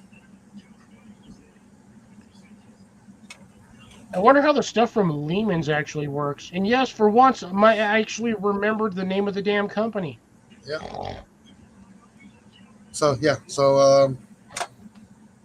spend the money. I got this 7 years ago, and it's still sharp. I use it every year. I have, yeah, like I said, I've got that 12-foot pole saw that's actually, no, sorry, I stand corrected. I think it's only 8 feet because I think each one of those sections is 4 feet. Yeah, mine's a telescopic. Mine's not. Mine is sectional. It's weird. It's got 2 sections of poles, and then it's got 2 half-round pieces of metal with holes drilled in it, and you just kind of twist, butterfly nut them on there. That sounds like the Coronas. We have had that damn thing since, oh God, I think that saw is like 30 years old. Yeah, and they've also got the knockoff ones like at Walmart and stuff like that. I don't even bother with those. Now the ones at home, the full kit at Home Depot and Lowe's, those aren't bad. The cutoff saw combo kits that you get, they're not. I don't have a use for them. I haven't physically used them myself, so I can't attest to their like durability and whatnot. But from what I see, the pricing for the same like unit that I have that has that string pull cutoff, limb trimmer or whatever, the price is not bad if you're only doing small tasks. Yes. Now I also have the Harbor Freight pole saw, the electric pole saw. Again, not bad better? for like a Homework. 10-inch blade. Homework. Yeah, basically trimming your trees. Yeah. That's essentially really it. It's basically a portable, like a pole saw chainsaw. It's not bad. It is not bad for the price. Now, mind you, I do actually have to get a new blade for that, or a new chain blade for that thing, because mine up. Yeah, we had the city come by and try to trim around the Power lines. the was it the transformer? And they were using stuff that was like pretty inferior. And I said, "Hold on, let me go get mine." They're all like, "Yeah, right." I walk out there, a couple swipes, there goes a 3-inch limb. A couple swipes, there goes a 3-inch limb, and they're like, "So guess what they're using now?" That exact same thing. Oh yeah, when you got aggressive teeth, it'll cut through it. Oh yeah. Yeah, so they told their boss about it and everything else, and they're using it now.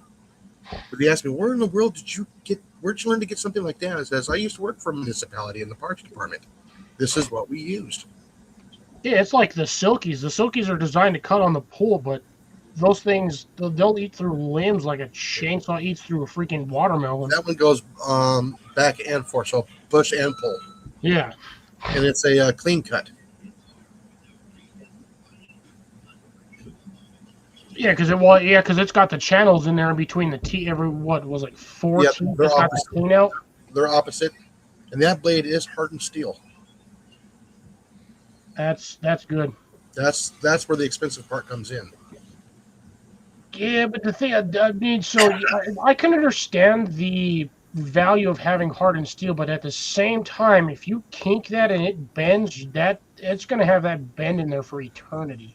Yeah, that's why I also have a cheap backup, so I can at least go to that. So when I order another one, it can get here. Yeah, so you have at least something to use in the time frame. Yeah. But yeah, hardened steel is good for some things, but yeah, like I said, the minute you get that kink in there, or you Hey, Gary. something funny and it bends, Gary. you're done. Hey, Gary, how's it going, man? How's your fourth doing? Well, like I said, before I got the chainsaw, that's what I was using. I was cutting 6-inch logs with that. Oh, you know what? I just realized Bauer has a little portable chainsaw too. Mm-hmm. Yeah, I I don't might have enough consider trees for picking that anything up. like that. So. I've been kind of eyeballing that too. Now, what's that one brand that you can swap out the pruners like you were talking about with the gas powered ones? Could be a tiller, could be a trimmer, could be that kind of thing. Ryobi's got one. So DeWalt does not have one. I was pissed. I was over there at Lowe's or Home Depot, and DeWalt does not have the combo shrub trimmer thing. Every That's too other bad. brand had it, except for DeWalt. I think Walmart's got something. I'm not sure. But Ryobi does have the little handheld portable, like 6-inch tiller, which, in my opinion, is just dumb as shit. I'm sorry. The thing that I bought is useful. Having a hand tiller on a battery, all you got to do is get the 3-tine rake or even 4-tine rake and just go down like 4 or 5 inches. Do it by hand. Mix your own soil instead of using that. Yeah, Walmart's got several different brands of those things that do that kind of thing. They could be your saw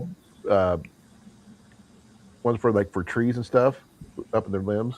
You can use them as hedge trimmers. You can use them as tillers. You can. I want to say Makita's the one that has the multi one where you could switch out the heads and it turns into a tree cutter or a pruner, shrubber or whatnot. I think it's Makita.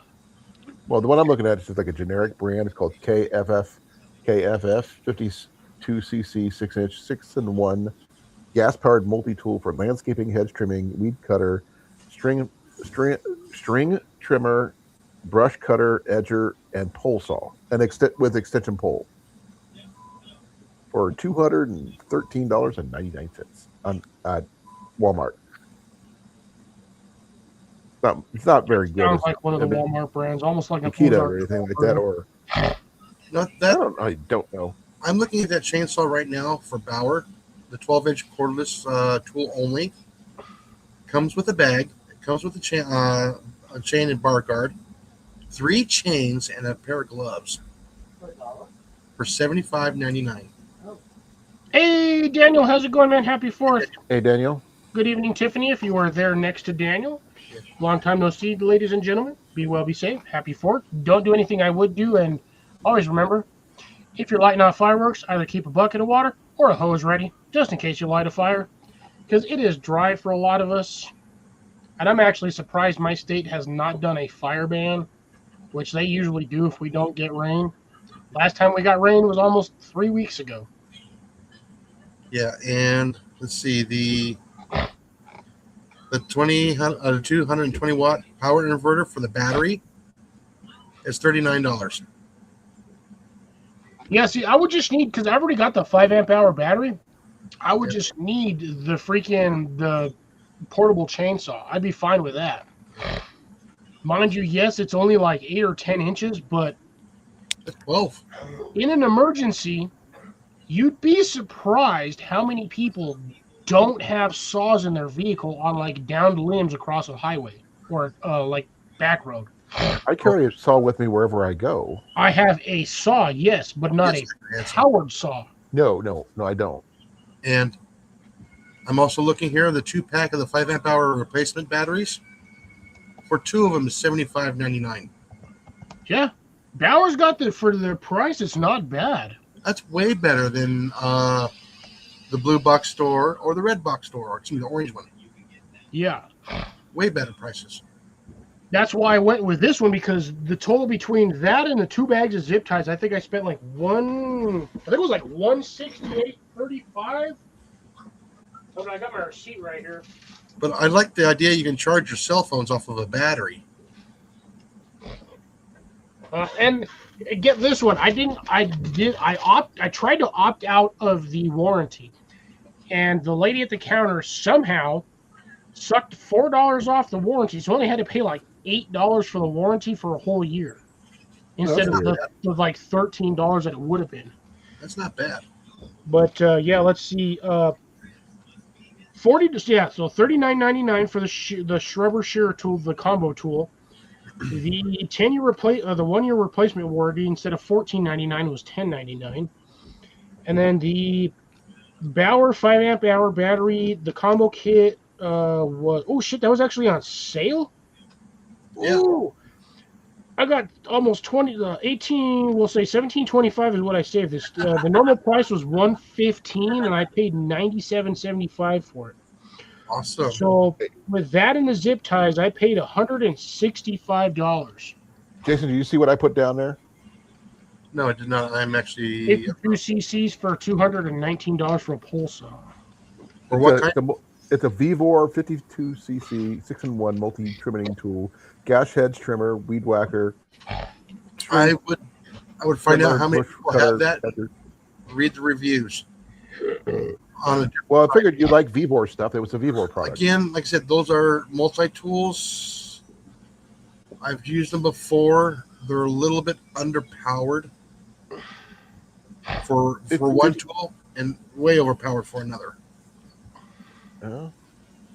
4.1 out of 5. But I've seen too many bad reviews on all of those kits. Well, Yeah, I was going to say for the chainsaw, string trimmer, and edger, that's probably going to be where you're underpowered. If you're looking for your brush cutter, actually, no, that's probably the edger as well. So that one's probably going to be overpowered for your hedge trimmer and weed eater, which is essentially the same thing as a string trimmer. Right.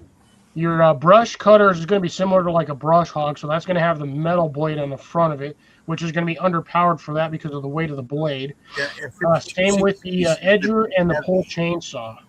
And it's going to be heavy. Yeah.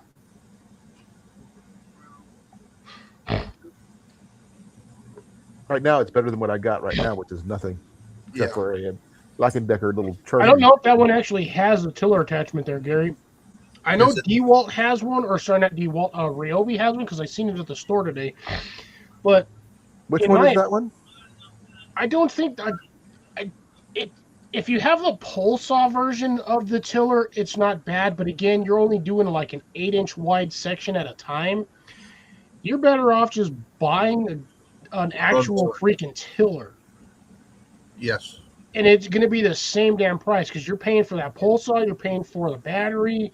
By the time you're done, you're looking at $300. You could buy a rototiller for that price. Now, if you're going to use that tiller attachment, it's going to be for like flower beds that have already been tilled, not for virgin soil. Yeah. If you've got clay soil like Bill does in Tennessee, that thing is going to eat your battery in about 20 minutes. Yeah.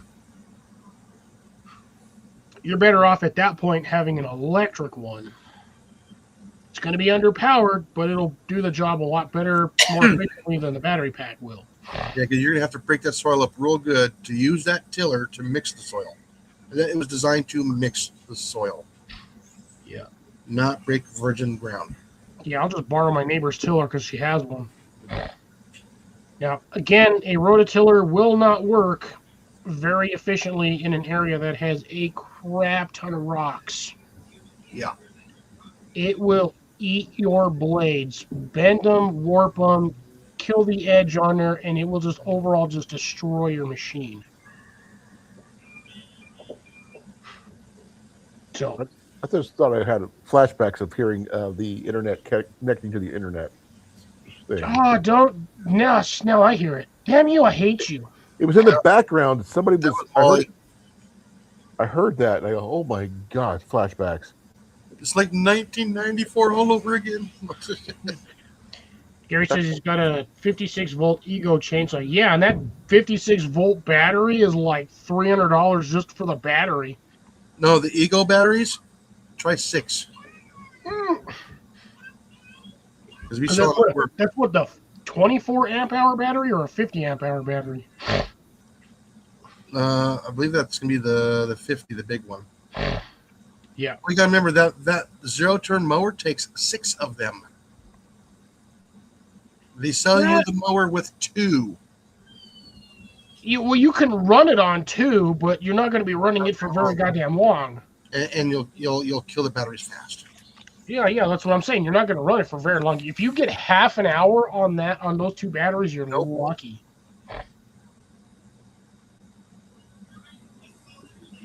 But majority of your power on those batteries is going to be for the drivetrain, not driving the freaking cutter blade. It's for the damn drivetrain. Yeah, and it's instant torque. That's the one thing about electric motors is awesome. It's the instant torque. No torque loss. When it goes, it's going. Yeah, I've seen that on a lot of Teslas, to be honest. That's the one thing Tesla has going for it is the zero loss in power in takeoff. Oh, yes. It's maintaining that speed is a problem. And if it's geared properly, it can actually outdo gasoline-powered engines, but not in distance. Yes. Takeoff, yes. Not long distance. Takeoff. It's instant power. And again, depending on the gearing, you can outperform a gasoline engine. You're just not going to get the distance. And I'm looking at a high-capacity 6 amp hour battery for $41.99. Yeah, I think most EVs get, 600 per charge? Like I said, that's if the AC's not running, it's daytime. If it's hot outside, it's going to drain the battery faster. I mean, those things have to run in like the absolute most optimal temperature to get the most out of the battery. Yes, there is a temperature range, which is small, just exactly like how they test tents, sleeping bags, and all of those other shelters. It's the same temperature variance for CO2. Yep. Between 50 and 85 degrees. Damn. I'm gonna have to drop down. Alrighty. My eyes are. I'm almost falling asleep here. And I'm drinking coffee, which is really bad. No, let's see how it is. I will catch you guys later. Have a all good right, 4th later, to Colin. Be everybody. well, be safe. Enjoy what's left of the fireworks over there. I'm not a fireworks guy anymore. Sorry. Man, you can still hear them though. Yeah, I get flashbacks too. So. Got PTSD. Love you guys. I'll see you guys later. Man, have a good one. No, like I said, the Ego equipment, the Ego equipment is good equipment. It's just expensive. When you're running a lot of battery stuff, it's expensive. I've seen the damn push mower. The push mower is like $600 for the mower, and again, yeah, like you said, it only comes with 1 or 2 batteries. And then you got to buy the other 3 to 4. I think you can put 2 in the push mower, but you can run it off of 1. I think those take up to like 4. For the push mower? Yeah. No, it's 2. I swear the one I saw had 4 slots. That's a big battery. I would say on a small, for that particular battery on a 10-inch chainsaw, I would say that battery would be way overpowered for the chainsaw, I think I had geared. but at the same time, that's a lot of battery use to run an electric motor for a chainsaw, especially once you start putting force onto it or you actually start getting friction. Now, 10 years ago, still tried to do something like that. They got it to work with the chainsaw.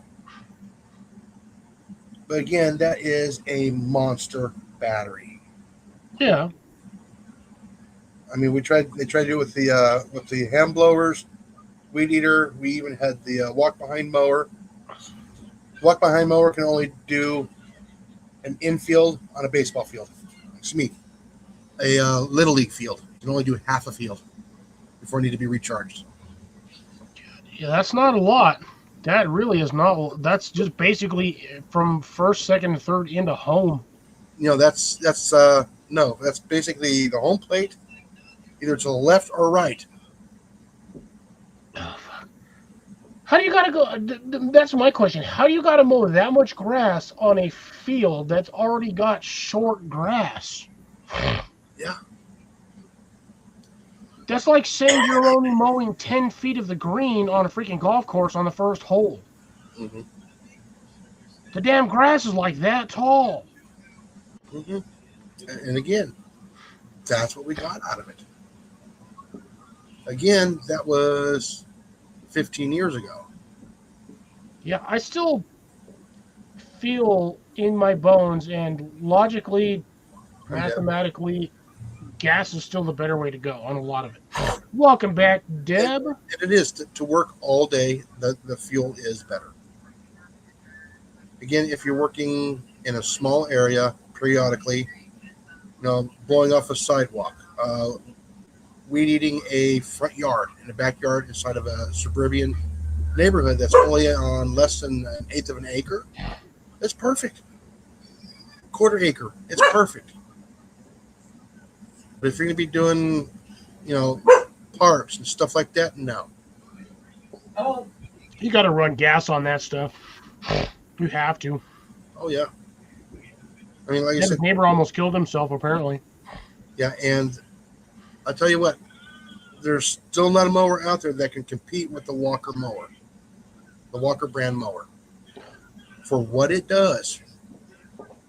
Every time, I don't know why, my brain, every time I hear the word Walker, whether it's one of those, like you said, either the mower or the thing old people use when they're getting around for mobility, Yeah, my brain goes to goddamn Mad Max. yeah. Walker. Well, And you see that dude with the record on the stick spinning it? Yeah. Walker. Everybody's wondering, it's that yellow mower that has the big white hopper on the back of it. It's a zero-turn mower. Yeah. It vacuums as you're mowing. Yeah, but the thing is, you gotta stop like every 5 minutes to freaking empty that bastard. No, actually, you don't. Really? Oh, yeah. Sometimes we've gone like, if the grass was short, we'd go 30, 40 minutes. Well, you have the grass is short, but if you're cutting long grass, it's like every 5 minutes you gotta empty the thing. Library complex, I would probably have on it in August. I would probably have to empty that about 10 times in a 9-hour day, and we were done.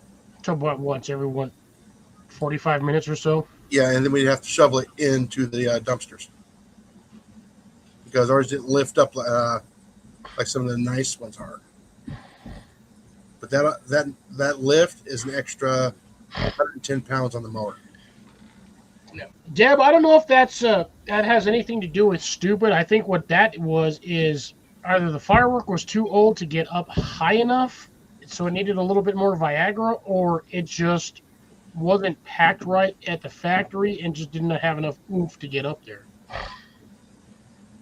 And I know, trust me, I've had that happen before. When I was in Colorado, I used to go to Wyoming every year, and they would sell this little mortar pack. It was a 6-pack that came with a little piece of wood. I kid you not, less than a 3x5. So we're probably looking at like 2 inches by 4 inches, maybe. I got to ask this question, Dad. Hold on, let me finish my story real quick. Yes. Had a little nail in it, standard like 2-inch nail, and you basically stuck this thing on top of the nail, lit the fuse, and that son of a bitch would shoot up, usually about 40, 50 feet, and then explode like hell. Had one of those shoot up 3 feet, went to the side, almost blew up my neighbor's car. Now, Deb, was that the same kid that was throwing the ball at your house? No, I think it was the other neighbor. Oh. No, the irony would be funny. It's surprising. Those things, when they don't go the way they're supposed to go, you actually feel the explosion and you feel the heat. I know firsthand what happens when one of those damn things does not go the way it's supposed to go. Oh, his brother. So half irony. But you still help perform and everything else, even the way they treated you. I wonder if they feel bad now. Probably. No, we treated her like that, and she still helped us. I think what I need to do is I need to send Cecilia like 1,000 onion seeds so she can plant that around the border of her house. Yeah. Because her neighbor's allergic to onions. How the hell are you allergic to onions? I'm sorry, but what the frick? Ooh, by the way, Jason, what time you got to go to work tomorrow? 9 a.m. Oh, shit, we got a good night tonight. Maybe. I'm actually probably going to have another one after this. I probably shouldn't, but thankfully I don't have to go to work at 7 o'clock in the morning. Mm. Well, he's doing that. I'm going to go water a bush because my back teeth are floating.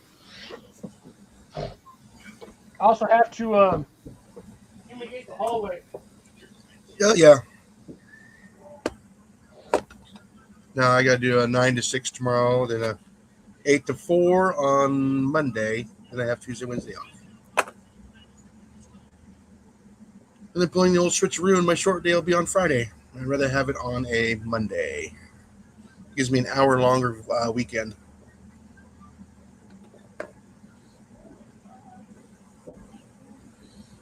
Honey, What? could you give me a big cup of ice so I can Yeah. make a cocktail? All right, I'm waiting for Cliff to get back. You want a cocktail? No. I sweat too much at work and it makes me miserable. I have to have one. I know. Yeah. I'm hearing things. Oh, that's right. I think I hear Cliff walking around in the house on the wood floor. It's not. It's the fireworks over on his side. He had to go water the tree. My red grapes this Iowa came in and they're so small and they're not tasty. What are the strawberries? My red grapes, Oh, they're super tiny. What is it? No flavor. all right. Hold on, folks. I'll be right back. Ooh, right as I got back, too. Yeah, I know. Molly wants a big old cup of ice. I was about to say a cracker, but... Oh,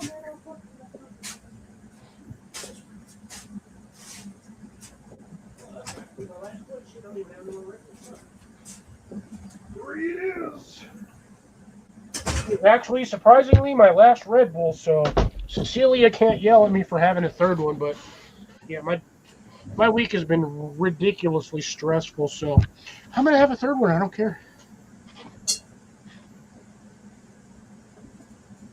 Gary, is that the video on the Bowfang or something different? Still got to finish my lasagna. I might have to microwave it just to get it warm again.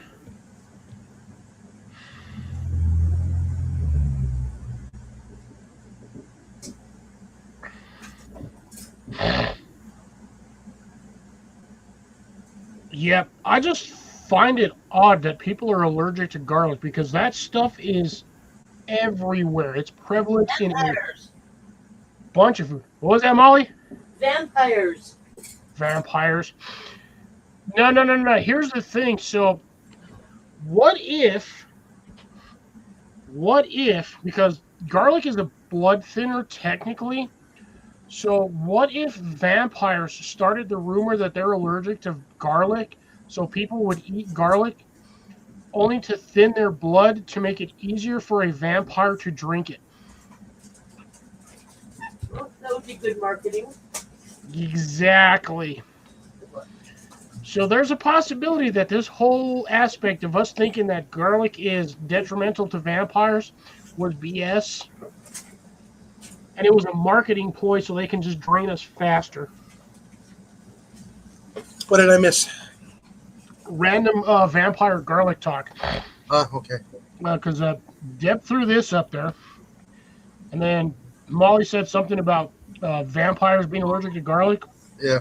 So I brought up the fact that what if vampires alleged the rumor that they were allergic to garlic?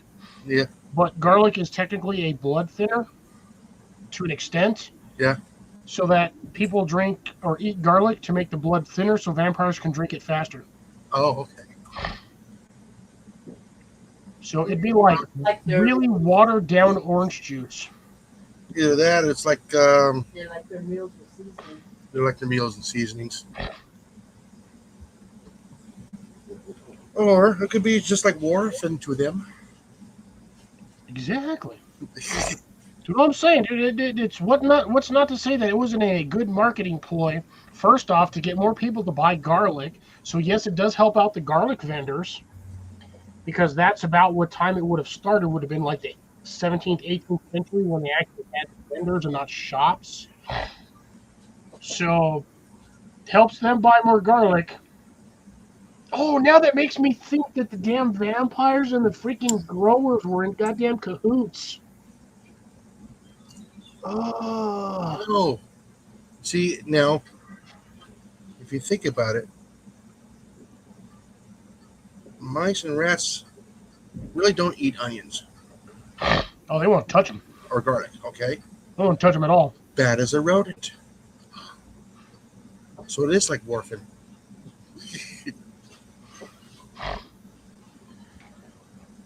Yeah, but the thing is, so some rodents won't touch them. I don't know about squirrels, though. I've never seen instances or any video evidence of a squirrel just digging up garlic and just munching on it.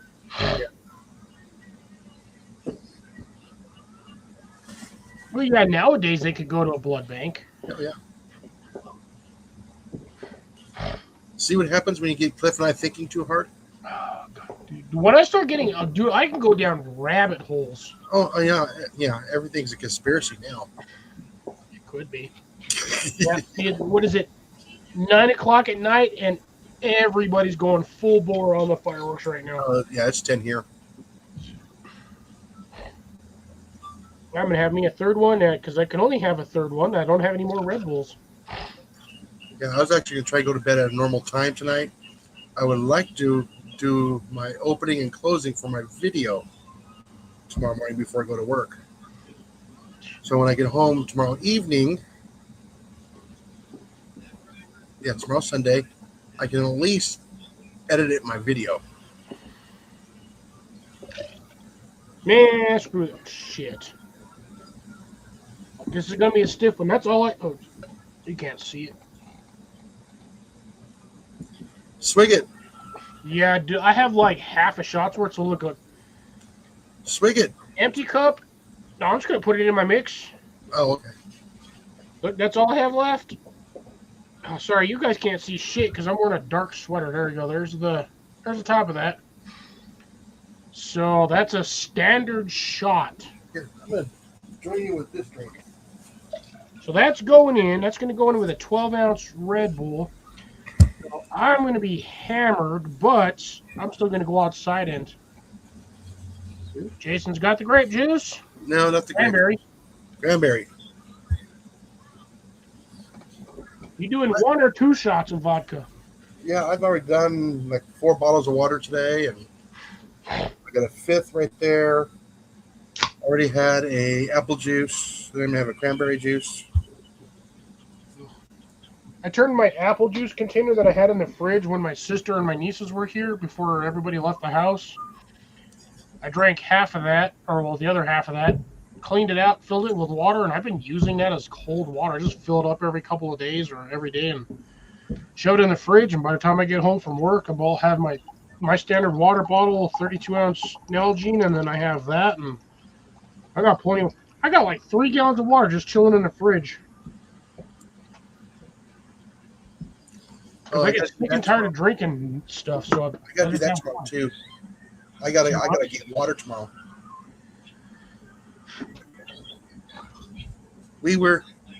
Molly was on the internet and she bought something.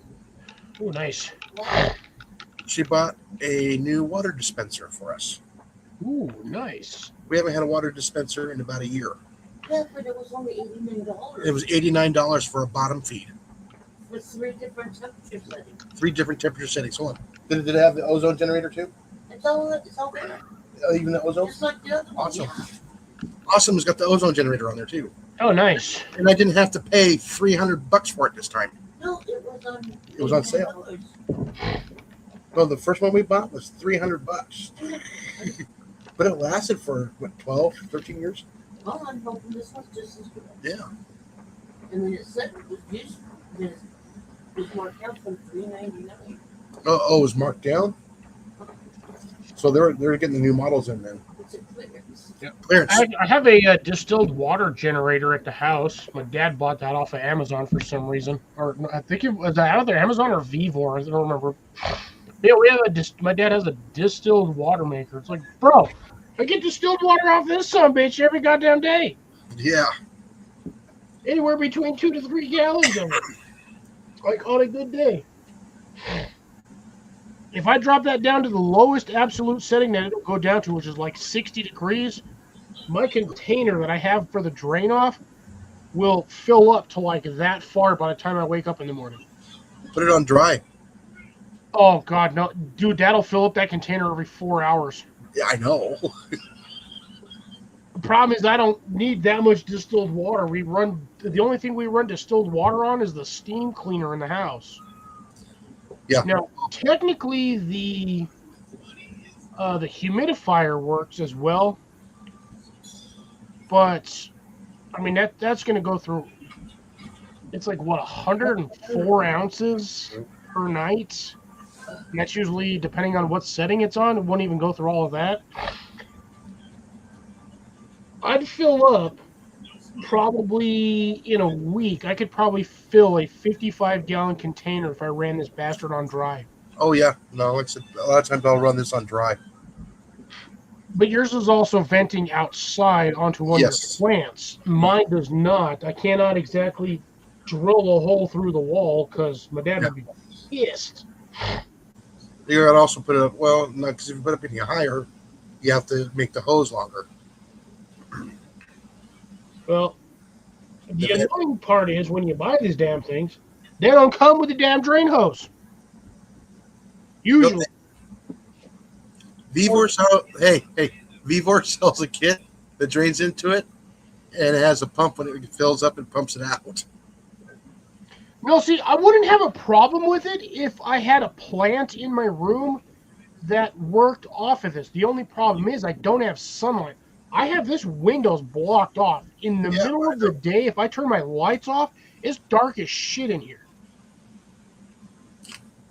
Because of this. So I have, well, you can't even see it.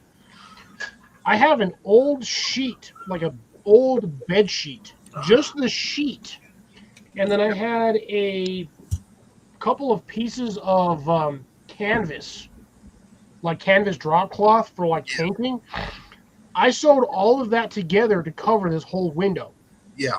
Light does not come in this damn thing. The canvas keeps the reflection out from the outside, and then on the inside, it's a dark. Well, it was a dark green. I don't know. Yeah, you can't really see it on the. It goes all the way across the bottom of my windowsill as well.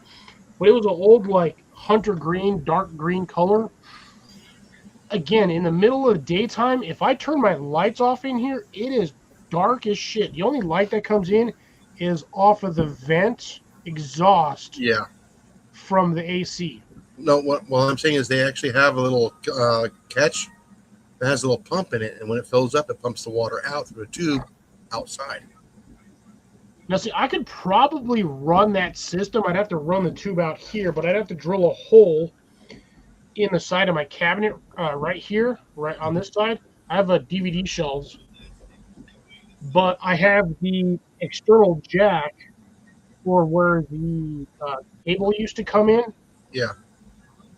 So I could pull all of that stuff out, run the tube through there, probably seal it with a little bit of silicone, and just run that pump out that way. I could, it's almost at the same height that I would need for one of my planters. So I could run it out into the planter. Yeah. Might actually work great because I got the right outside my window, I have strawberry plants, so I could run the extra hose like another 2 feet and just run that out to my strawberry patch. Yeah, because you can run it out right next to your hose out the window. It'll pump up. I could just have it pumped down and slightly down and out. I can't put any holes in this window or any of the screen work. No, well, you're venting outside anyways, right? I'm venting outside, but I can't. Oh, the screen's in the way. Screen's in the way. Make sure you keep that screen clean. Yeah, because this has that adjustable paneling that's like 8 inches that sits under, like you lock it in with the window. Yeah.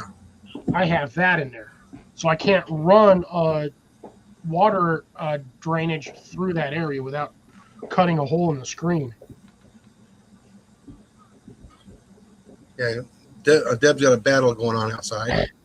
I don't know what the hell Corregidor is, but I know Morador. And I ran out of booze, damn it. Oh well.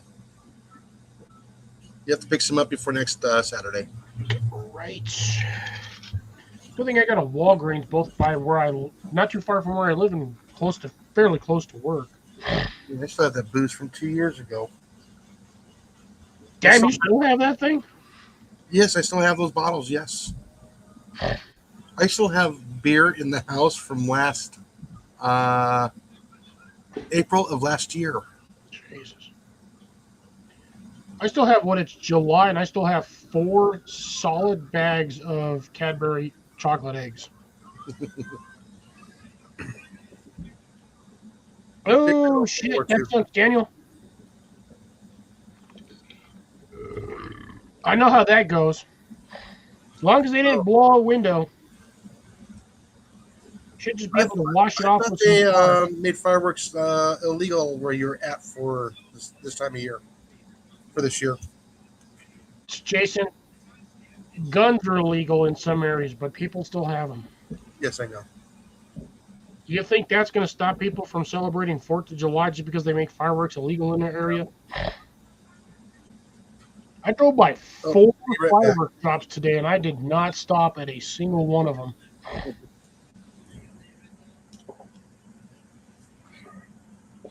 I still have fireworks from decades ago. Hey, Gary's still here. Holy crap. He's saying, oh, yeah, I'm safe at home. That fixed it. No, that's going to be whited out for a second. There we go. Nope, I'm good. I'd have to be in the worst position possible if something actually, you know what? My windows all on the west side are actually protected, so they would have to have the most optimal angle to hit my window with a firework to blow up my window. Yeah. Well, it looks like Gary's saying goodnight. All be safe. Good night, Gary. Be well, be safe. Have a happy 4th. Don't do anything I would do, and please mind your fingers. And also remember, folks, this is going to be, for a lot of Americans, this will be the last day they end up with 10 digits.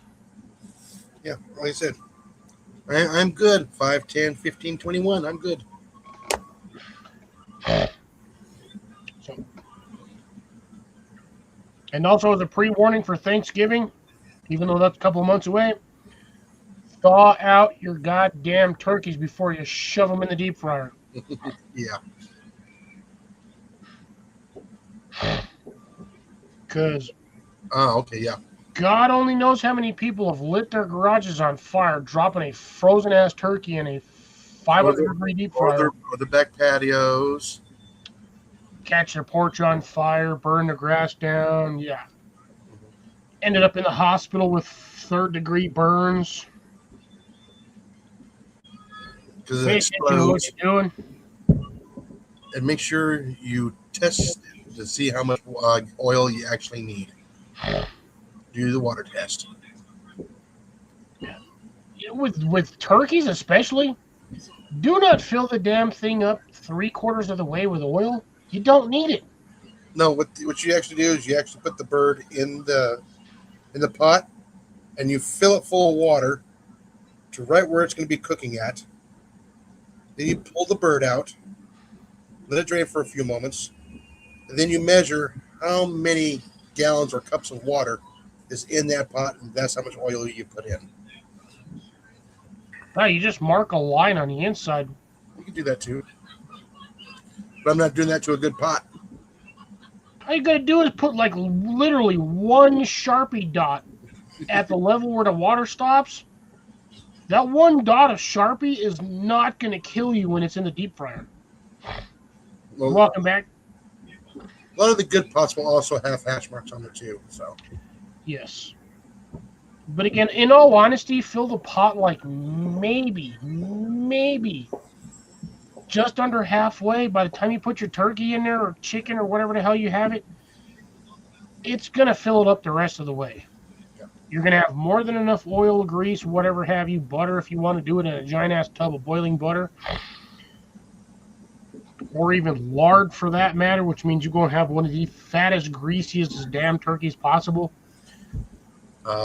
bacon grease. Good old God almighty. Dude, just thinking of lard, doing it that way, shit, that's going to be expensive. Buy bacon. You just save up all your bacon all year. Nothing. Fucking throw a pack of bacon in there while you're cooking the damn thing. Like, no, literally, that actually sounds like a great idea, Jason. Just put like 2 packs of like the thick cut bacon in there. Like 2-3 minutes after you've got the turkey in there, just throw the whole pack in there and just let it cook in that and the bacon grease. Oh, I don't know why, but that sounds really freaking tasty. Like exceptionally tasty. Well, that's a good time to do the hot dogs, a few hours before you eat the turkey. Excuse me, your corn dogs, sorry. I was about to say, you don't want to stick a corn dog or a hot dog in a deep fryer. You'll explode. No, your corn dog. I mean, they do sell popsicle sticks. Do they? Yeah, yeah, you can make Now your I'm own corn curious. dogs. You buy the corn dog sticks? Yeah, you can make your own corn dogs. I know you can make them, but can you buy the actual standard flat corn dog sticks? Now, see, everything I've seen they got the round ones, but they have the fucking flat ones. And your chimichangas.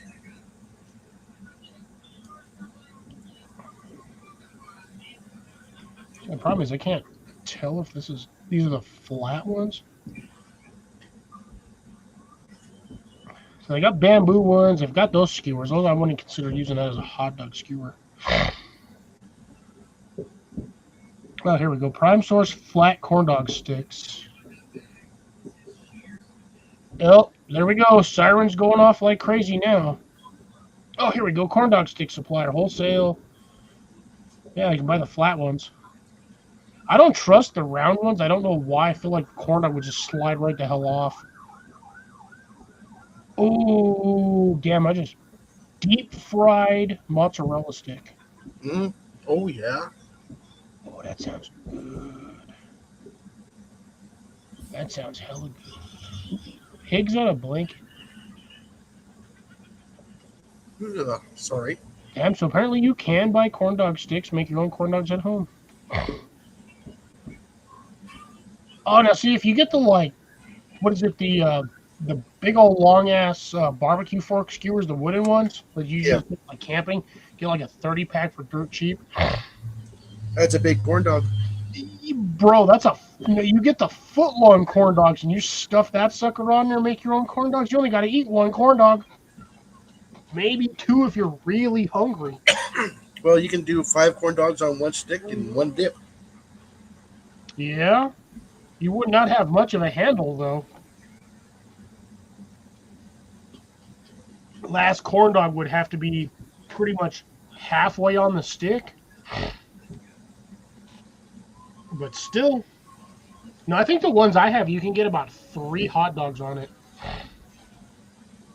But that's still. You got to dip them. You got to wait till they pour off. And you got to dip them again. Wait till the runoff is done. Then you got to dip them a third or fourth time. Then you got to deep fry them. I don't know, man. That's. Oh, they actually televised the fireworks live on Facebook for the city. Oh, nice.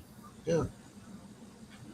Well, maybe it's not that hard to make corn dogs. It's basically you just make cornmeal, which is essentially corn muffin mix, and you just go from there. Yeah, the Jiffy cornbread. Yeah. Best thing to use. Yeah, yeah, it is sweet, but Well, I mean, technically, when you eat a corn dog, you can you can, depending on if you eat it straight, you can taste the sweetness in the cornmeal. I'm one of those weird ones. I will only eat a corn dog with one of two things. It's either ranch or mustard. yes, the brown spicy mustard. I will not. I don't do it with ketchup. I did when I was a kid, but that was when I was a kid. Once I got to a certain age, I was just like, it's got to be either mustard or ranch. I've had them with barbecue sauce. It is a very weird taste. So if you don't like the taste of barbecue sauce, I wouldn't recommend it. But like buttermilk ranch, you can do it with like a Dijon mustard, a regular mustard, like your fuck, I forgot the name of the regular mustard. Shit. I know there's the Kroger brand mustard that which me and Grace can get because we have, surprisingly, as far apart as we are, we both have Kroger, which is weird. But then again, I can't say that Kroger's just like localized; it's everywhere. Yeah, Can y'all hear this shit? yeah. I thought it was me. No, that's mine. That's like the third or fourth one that's gone by. Rescue or fire or PD. PD. Okay.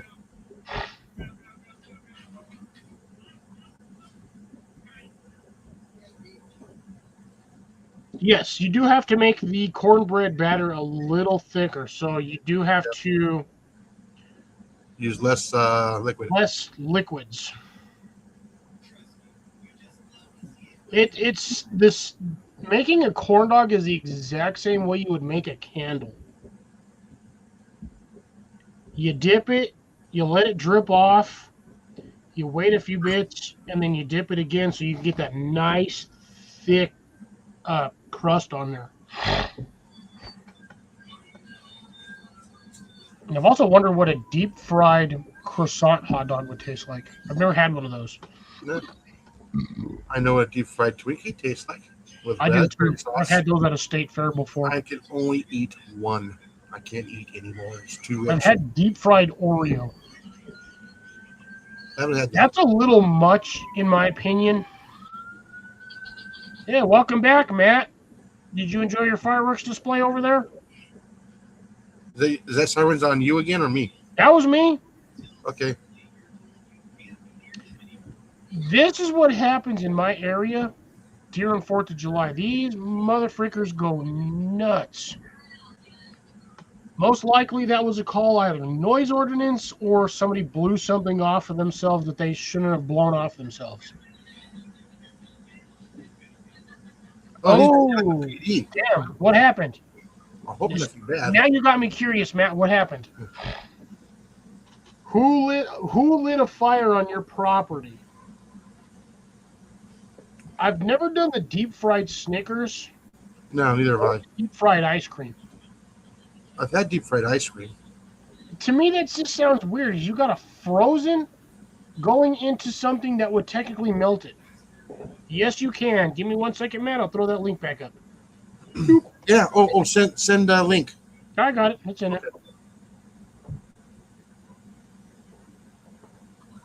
Yeah, I'm definitely curious. I know it's 4th of July across the I entire hope it's not U.S. bad. But now he said he's dealing with. Now I'm very damn curious. I'm Like worried. George curious. I know now that I'm thinking about it. No, that little bastard did not have a tail.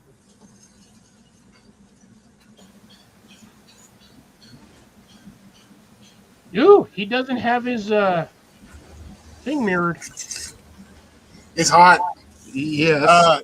Bro, you look like you just ran 5 miles on the top of an active volcano. Yeah, it's hot. And Oh, the answer to your shit. question is yes, I was enjoying fireworks until the neighbor's son-in-law decided he would hop the fence and shoot his gun anyway. Oh. Well, here's the thing. He hopped the fence on the wrong side because he came on my side. And he was doing the celebratory fire. And yeah, well, instead of me going in the house, I jumped on the side-by-side and headed him off where he couldn't go back to their side of the property and call the police. Mhm. So now, and I do have video of it. I cannot put it up.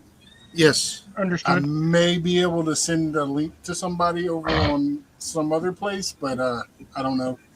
Well, no, that's going to be used for evidence. No, you can't. I videoed him shooting the gun off in the air, which is also video proof of him trespassing and discharging a weapon Into the air in a populated area. It doesn't matter. In Texas, you cannot cross property lines and shoot your weapon without permission. And also not in the air. Yes. Because you shouldn't shoot it. You shouldn't shoot it off in the air anywhere. No. Well, But you I've got been up and down dealing- problems. What goes up must come down. Exactly. And it's not like it's a little round either. It's an AR. Oh Yeah. shit. So, Now, it would be a different story if they were shooting blank. Or a They're not- shotgun. they don't care. And I talked to the guy waiting for the sheriff's department to get here. I was like, you have kids, right? And he's like, yeah. How would you feel if one of those rounds that you just fired off went through the house, went through the roof, and killed your little girl or your little boy? Or He's like, it won't do that. And I was like, bull, dude, because when the police get here in years past, I still have bullet holes in my roof from where you were shooting before.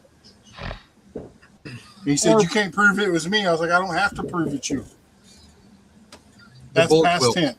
But simple fact is I had bullets come through the roof of my house.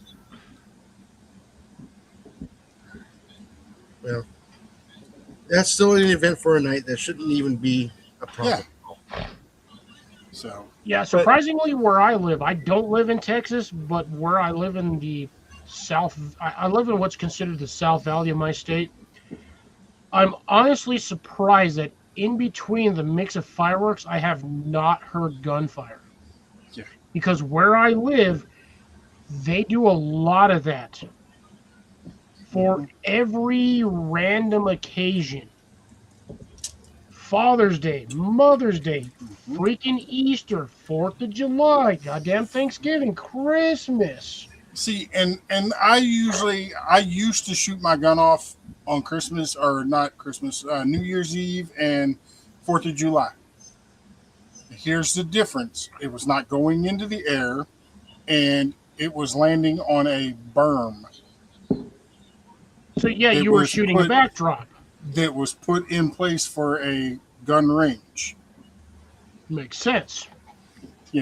So, but yeah, I'm like, and I told him I told him a couple of years ago, I'm like, hey man, if you want to shoot your gun, call me.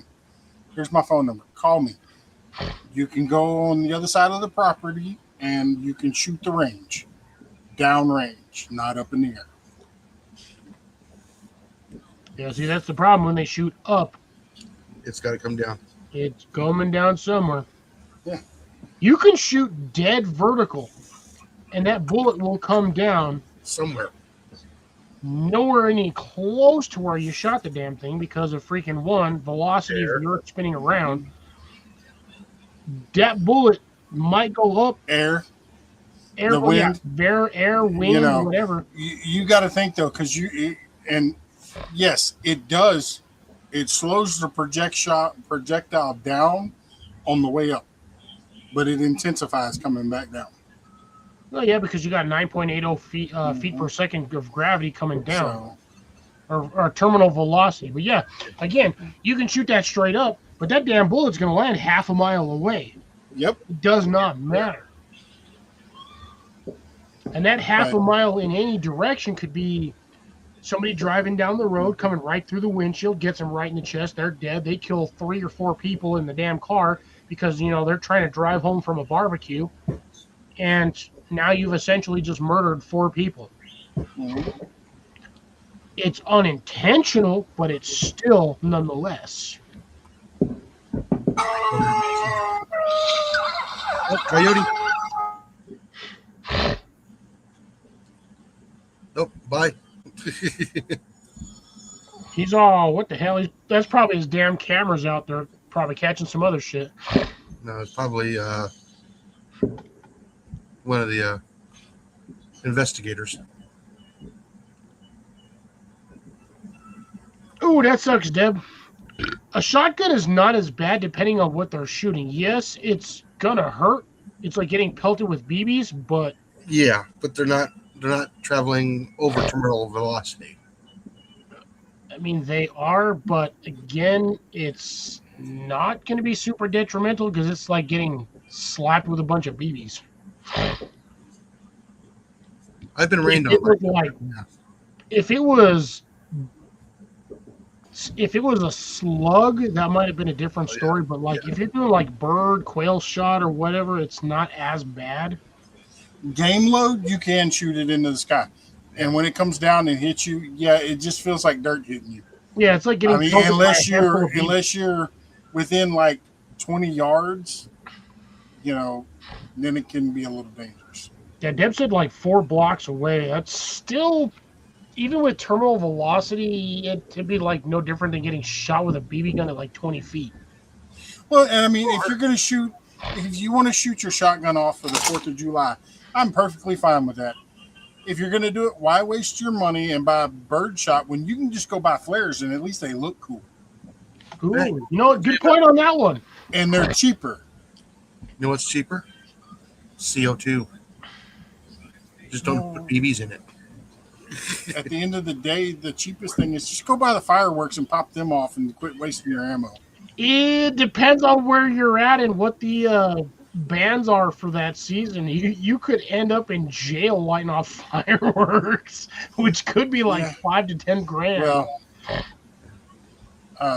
and the neighbor's son-in-law, he's going to be in jail for a little while. So I bet you the neighbor's going to be pissed. And, you know what? And they are going to be doing ballistics on his weapon as well as the rounds and stuff that are in it.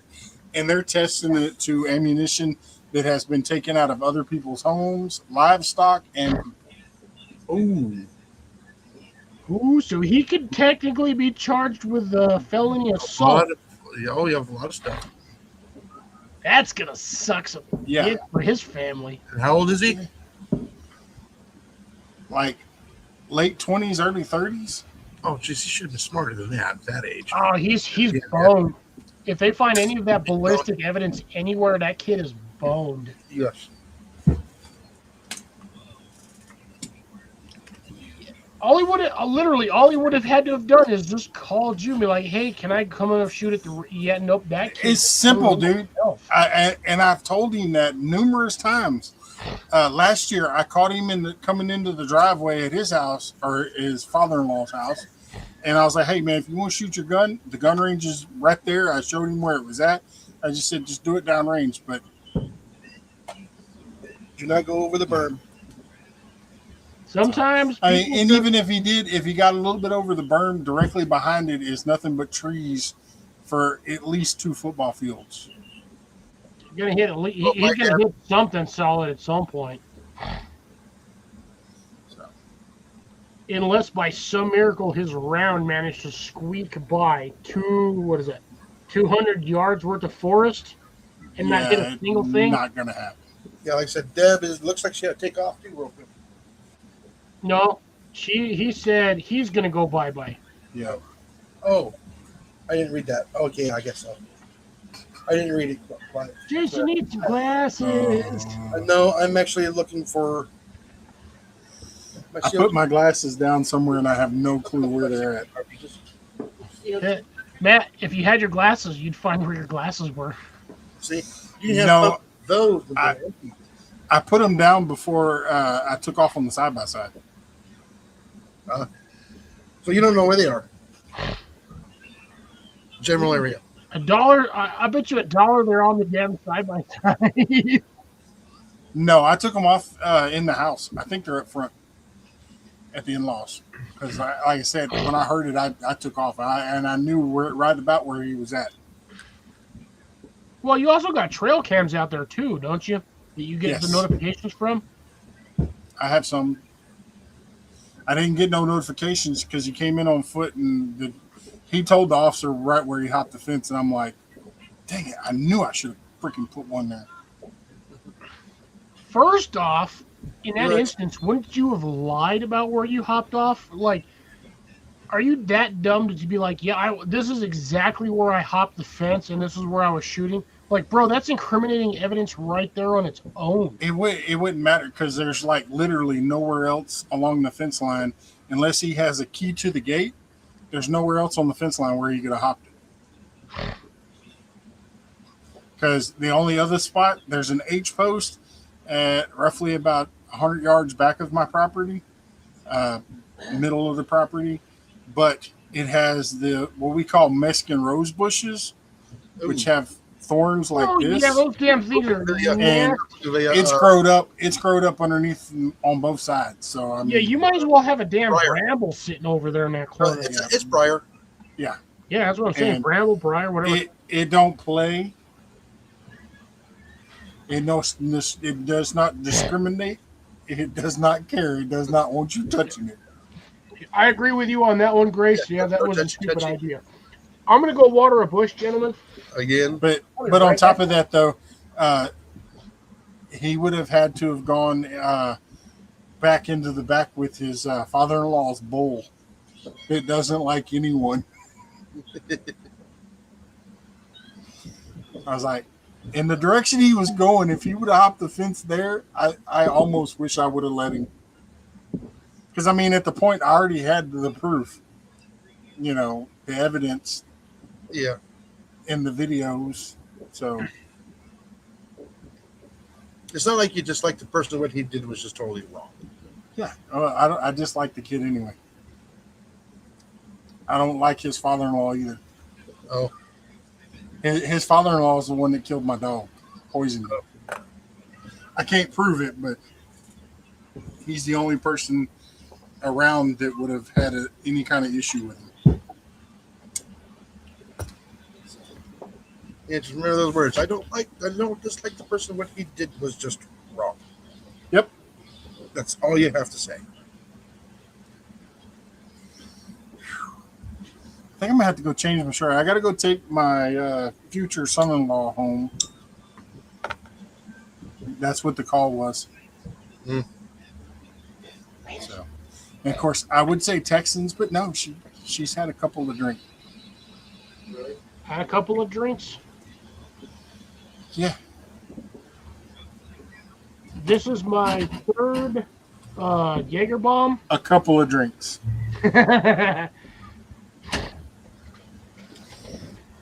Tequila on ice in a glass, 2 glasses like this, I had my which cranberry is juice. roughly about the same size as yours.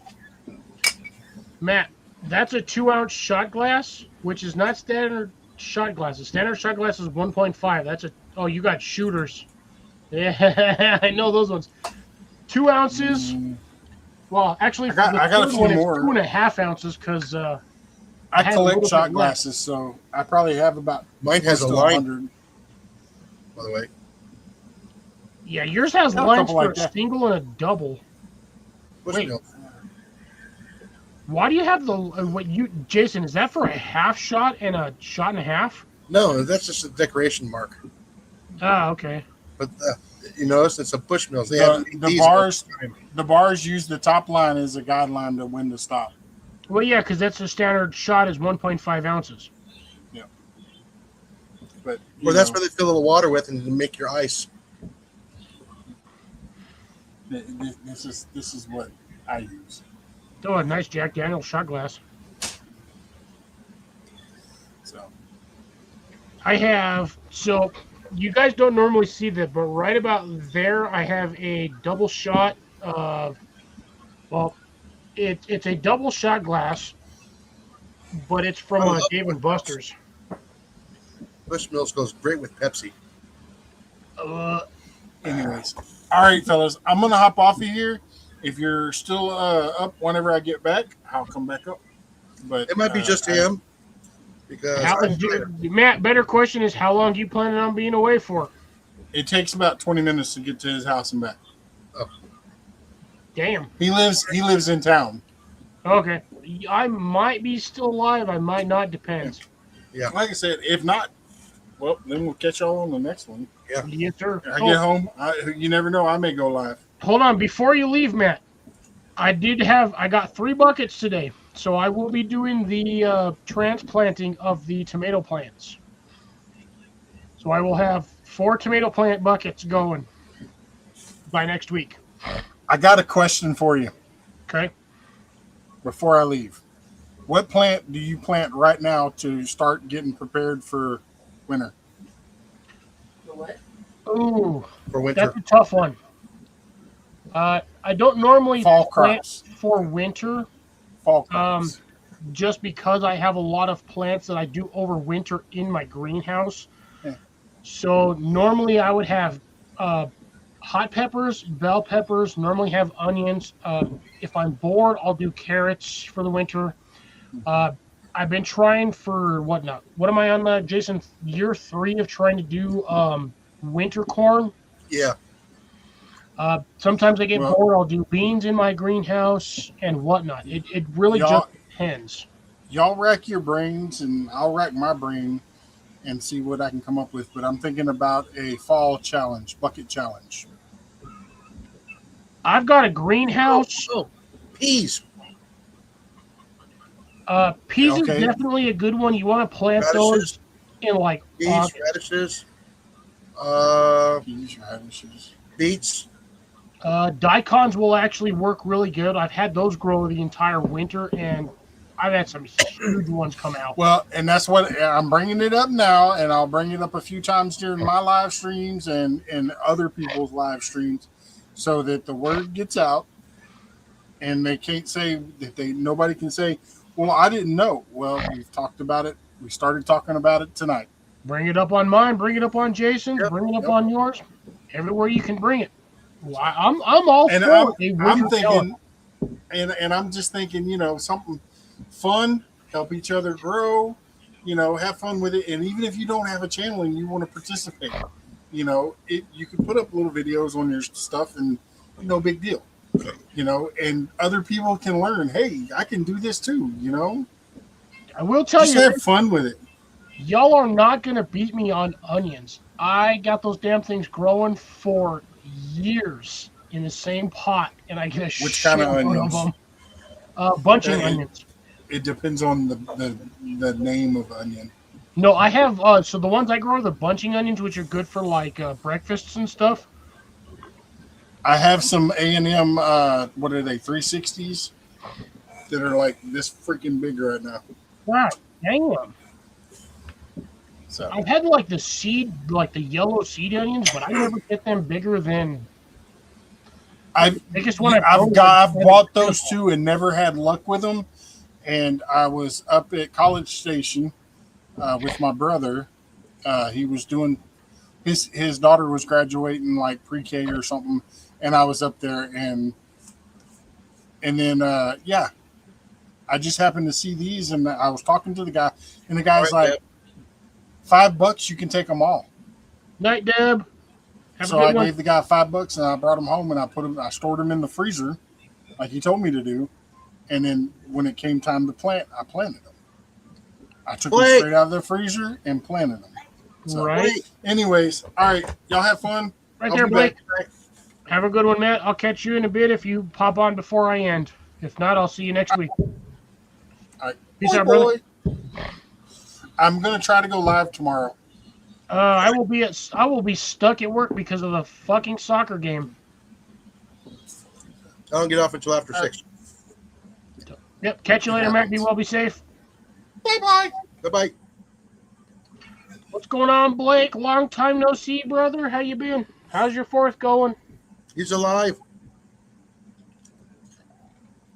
And good night, Deb. Be well, be safe. Thanks for joining us. And the cat's freaking out, Yep. apparently. By the way, Blake, just because you're here, and I love doing this, because I feel like this is a competition between you and me.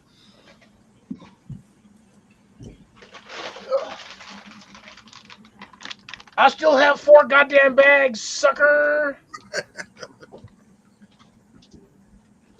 Bro, I cannot eat those damn things fast enough. I'll eat like 15 of them at one shot, and then I'm done for like 4 days. Like, I won't fucking touch them. I'm half tempted to just take a bag to work and see how long it lasts over there. Because I work with a fat bastard, and depending on the day, he either does or does not like chocolate. But that aside, Blake, what have you got going? See, this is a fucker I should have tagged in a damn 5-gallon bucket challenge, and I don't know why. Oh, yeah. But he won't do a video. I don't know why I didn't challenge it, like tag him in this damn challenge. I should have. I know he works a lot, but he still has a damn garden. All right, Blake still has all 10 of his fingers. That's great. Yeah. Because just again, as I'd like to remind everybody, this is going to be the last season somebody ends up with 10 fingers. Minus 1 digit or 2. Yeah, minus 1. I've had fireworks blow up in my hand, and yet I still have all 10 functioning fucking digits. Like I said earlier, you gotta do the count. Do survive. 5, 10, 15, 21. Yeah, I'm good. Because there is a possibility that even while wearing shoes, now mind you, I know a lot of people out there that are launching off fireworks or out there in fucking sandals, flip-flops, or goddamn Crocs. You're going to lose a toe. No garden anymore for just fruit trees. Oh, wow. So what did you do with the greenhouse section? Did you just like straight forgo that and plant all the trees in there, or what? What's happening? I know you've mentioned it before, but Yeah. like you're not growing anything but fruit trees right now? Come on, bruh. You're killing me here. I'm trying to grow as much as I possibly can. I just don't have enough time to grow as much as I possibly can. Yeah.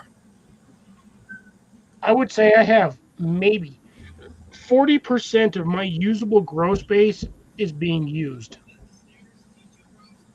My goal this summer or this season was to get every one of my planters, not my main planters, my pots, containers, any small planter under like 2 feet.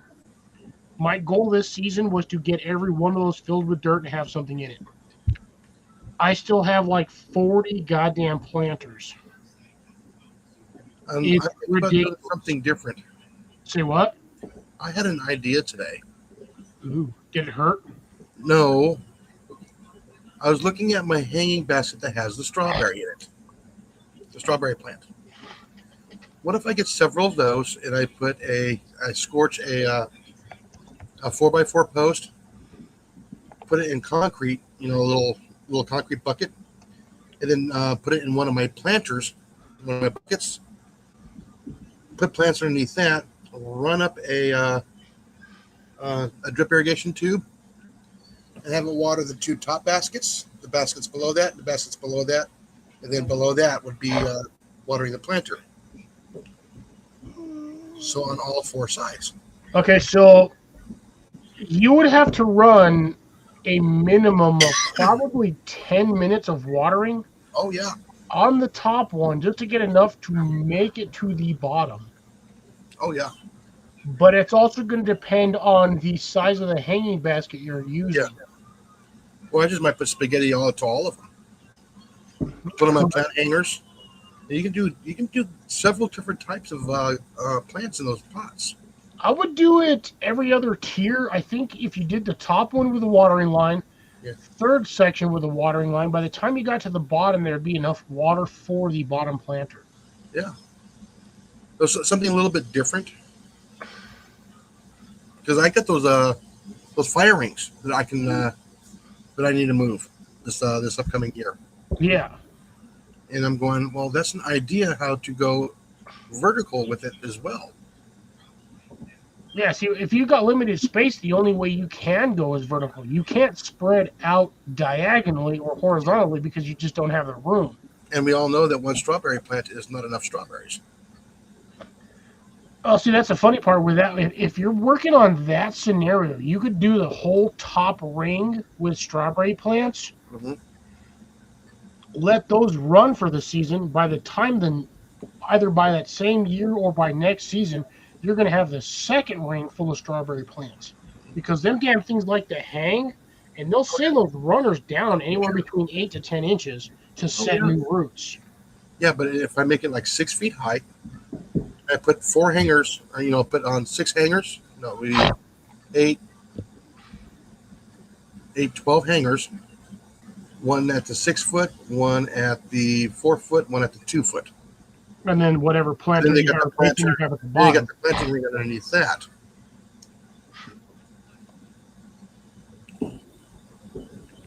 I almost feel like if you just ran from the top, like if you ran chain down like 2 sides or put planters on it, whatever grows. So you could probably do the strawberries. I would say like cucumbers, if you do cucumbers or whatnot at your house. Yeah. I would run like under the bottom of like 2 sides of that planter, run a cucumber plant, Mm-hmm. or maybe 4. You could run those up, have them climb up the planter and the hanging chain, Yeah. and then move them so they like climb up the second one. So you Yeah. have basically like 4 sets of cucumbers that'll grow up like 8 feet, 6 feet. Yeah. Plus whatever strawberries you have. They should not compete too much with the strawberries because they're not going to set down roots. They're just going to climb. Yeah. And then they're going to produce fruit hanging off the side. And again, that was just a thought I had. I'm going, that's a nice way to conserve space and go vertical at the same time. And have it look halfway decent. Yes. Well, my recommendation is if you are going to do that, Jason, on your post, whatever's in the ground surrounded by dirt, cover it with tar. No, I'm going to do concrete. Cover it with tar. Oh, yes. I'm also going to scorch it. I would just cover it with tar, in all honesty, because the tar is going to be 100% waterproof no matter what. Yeah, it's still going to soak into the wood, though. But yeah, if I scorch it, it gives it a water barrier, then dip it into tar. Yeah. Then set it in concrete. You could technically... No, I wouldn't do linseed oil because that could potentially catch your post on fire. Yeah. Because I've seen what happens when you do like linseed and you just like leave the rag out in the damn sunlight. Yeah. Spontaneous. The amount of people I've had like, oh yeah, my shed caught on fire. I'm like, how did it catch on fire? I had a linseed oil rag just sitting in the corner. Well, that's goddamn why. Especially a cotton rag. Yeah. Kapoof. Denim, it will do it. Not as prevalent. Same with canvas, but yeah, just if you got a linseed oil rag, stick it either out on the concrete where it's not going to do any damage, or in the dirt. Don't stick it in your trash can because that's a good way to burn down your house and/or shed. Yep. But I thought I'd just do try one of those. Put one of those little square lights on top of it. Kind of look nice. Put a couple of solar lights on there. Make it look nice and pretty. I will tell you this: you're probably going to attract a lot of birds when you do that. A lot of birds? Yes. Yes. No, it doesn't have to be vegetables either. It can be regular flowers, herbs, spices. Yeah. Okay. I wouldn't do herbs on the top because that's just going to be Yeah, really that'd be at tough the to get out without a ladder.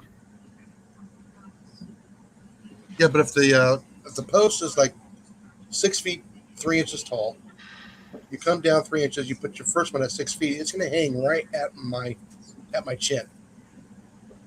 Yeah, roughly. Well, if you're using the hanging pots like what I have, because those things hang down like 1.5 feet Yeah, or off even the just chain. 2 layers would work. Yeah, because you're only going to go, depending on how you hang it, Mm-hmm. you only need to go down maybe 6-8 inches below the bottom of where your pots are. Basically, you want to put your hanger at like where the top of the planter's at is where you want the top of the hanger, and then your Yes. plant's going to hang under it like 6-8 Yeah. inches. Yeah, I would. That would actually be a really good way to do it. Like I said, especially since you have those planter rings, Yeah. you could just do a solid 5-gallon bucket, fill that bastard with concrete, stick the post in there, dig a hole, stick that sucker in there, and then fill it with dirt, and you'd be good to go. Oh yeah. Yeah, that would work really well. It'd be similar to what I have for my bird feeder. I have, I think Yeah, that that's one what. is Yeah, because I was walking up to the house and I have the strawberry plant hanging on the hose hanger for the air. I'm walking past and I'm going, wait a minute, I just had an idea. Putting all that stuff together and making it look halfway decent, hopefully. a tower garden, and whatever's at the bottom, you can either divide each section into or into quarters, or you could do it into thirds. I feel like quarters would be better because then you're like matching with like each corner of the post. Yeah. So you could do it that way. Run your 4 sections of whatever. You can run herbs, other vegetables, whatever have you. You can either run your climbers or non-climbers. Yeah, because you can put onions in one. Since I have 4 of them, I can put onions in one. I could put garlic in one. And I don't Radishes, lettuce, whatever the hell you have it. Yeah. Yeah. Hold on. I think that would work perfectly, honestly. Hey, Serena! How you doing tonight, sister? Hello, Serena. How's your 4th of July going?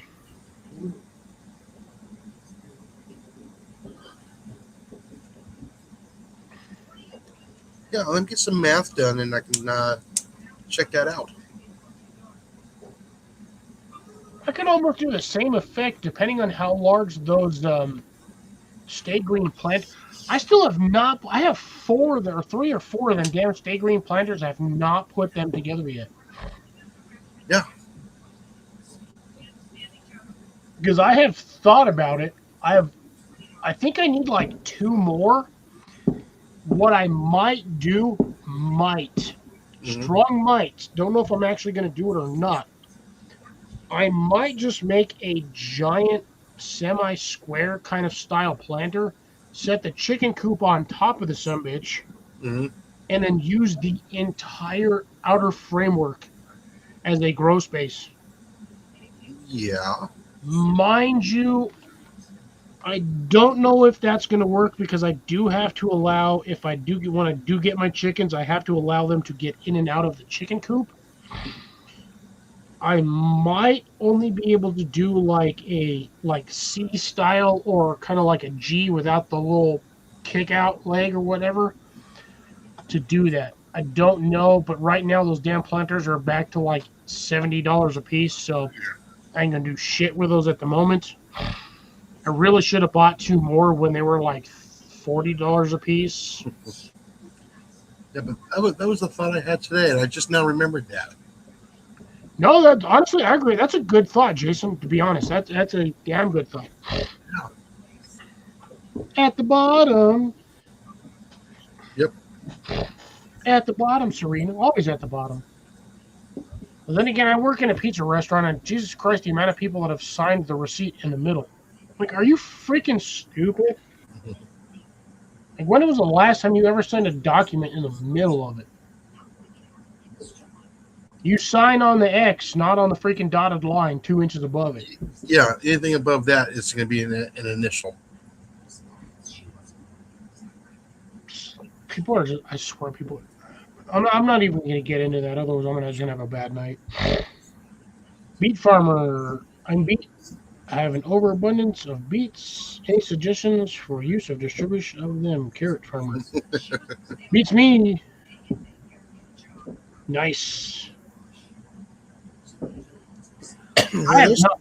I've grown beets once, and that was that was on accident because I had a package of what I thought was mescaline, which is like a salad, like mixed green salad mix. Yeah. Somehow, in that mix, there were seeds for beets. There were beet seeds, and I ended up growing like 3 beets, thinking they were freaking weird something or other. And I'm like, well, this doesn't look like a radish or anything else. I cut the damn thing in half. That sucker was solid red. I was like, this is a damn beet.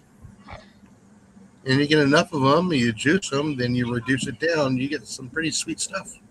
Yeah, you get diabetes is what you get. But the same could be said for radishes, carrots. By the way, I was this close, Jason, to buying a packet of turnip seeds, and I don't know why. I don't know why. What are the benefits for the soil for the turnip? I have no idea. I saw them and I was like, because I know a turnip is essentially basically like a cross between a radish and a carrot. Mm-hmm. But I was like, do I really want to get these? Am I going to eat it if it grows, or if I'm just going to leave it in there to rot for the next season as organic matter for the soil? Well, I thought about doing like funnel and leeks and stuff like that. Oh, Serena, I've had that same problem. I've watered my plants during the day on like an 80, 90 degree day. 2 hours later, it rained. I was livid beyond all reason that I wasted 2.5, 3 hours of watering my plants just for it to rain when there was no rain in the forecast. Alrighty, I am winding down. Yeah, we got. Oh shit! I only got 2 more. Yeah, screw this. I'm gonna go like another, maybe 3. I still have a little bit of this. Yeah. I'm winding down too, but I got to go do some yard work outside. I was doing a little bit earlier today, but at like 2:30, I kind of just called it quits because, I mean, it was 85 degrees. Like my high was like 88, but it was cloudy all day long. Yeah, no, I saw it. I saw it there. I was reading it. I thought I was reading it out loud.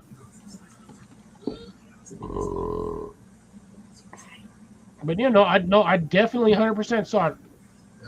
That's this one right here, Serena. I definitely saw it. Again, I do appreciate the jokes. They're always fun. They're always hilarious. They do make the live a little more entertaining. And yeah, that again, I feel you on this one. I've done that before, where I've gone outside at like 10 o'clock at night to water plants and stopped at about the same time, 1, 2 o'clock in the morning. It sucks, and I don't have nearly as many plants as I wanted to have this season. It just, and the thing is, I thought I started early enough this season for growing. I like literally started like almost 3 weeks before our last frost date, and I feel like I'm a month behind everything. Well, like I said, you saw me start my tomatoes in December. Yeah, And those are still growing. I've got that free recovery plant that I got from, technically it was Costco. Coworker has a sister that works at Costco, and she was getting rid of plants, so they had like 2 racks of plants outside. She got some. I grabbed them. I grabbed a few of them.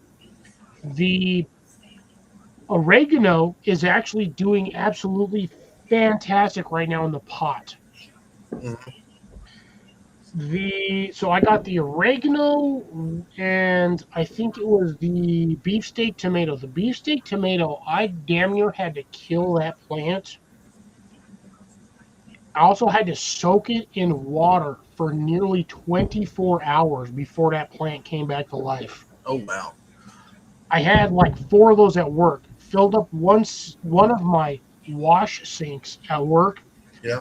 And I had those things soaking in there for about 4 hours. Wow. Dragged them outside to drain them. And then the person whose sister works at the Costco, she took the better looking one home, which, by the way, was the one I freaking trimmed at work in between orders because for some reason I decided to walk around with a pair of trimming shears in my truck. Mm-hmm. The restaurant owner next door, who does gardening as well, went and picked up like 3 more of those damn things, whatever they had out there.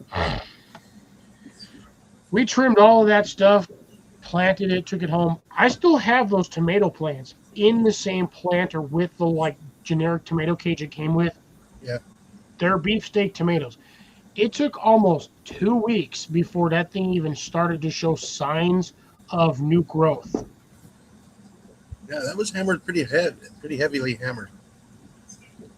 That plant honestly was on the verge of death because Costco and Sam's, they don't water their damn plants. No, they don't.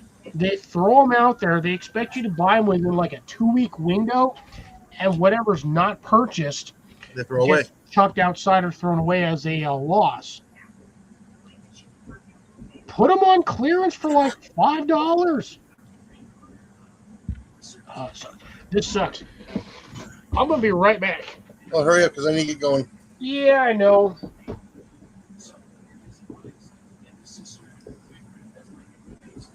Ugh.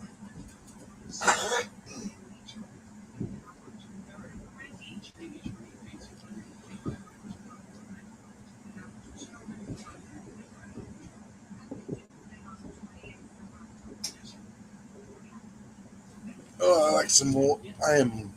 I've been yawning, so that's why I had my camera off too.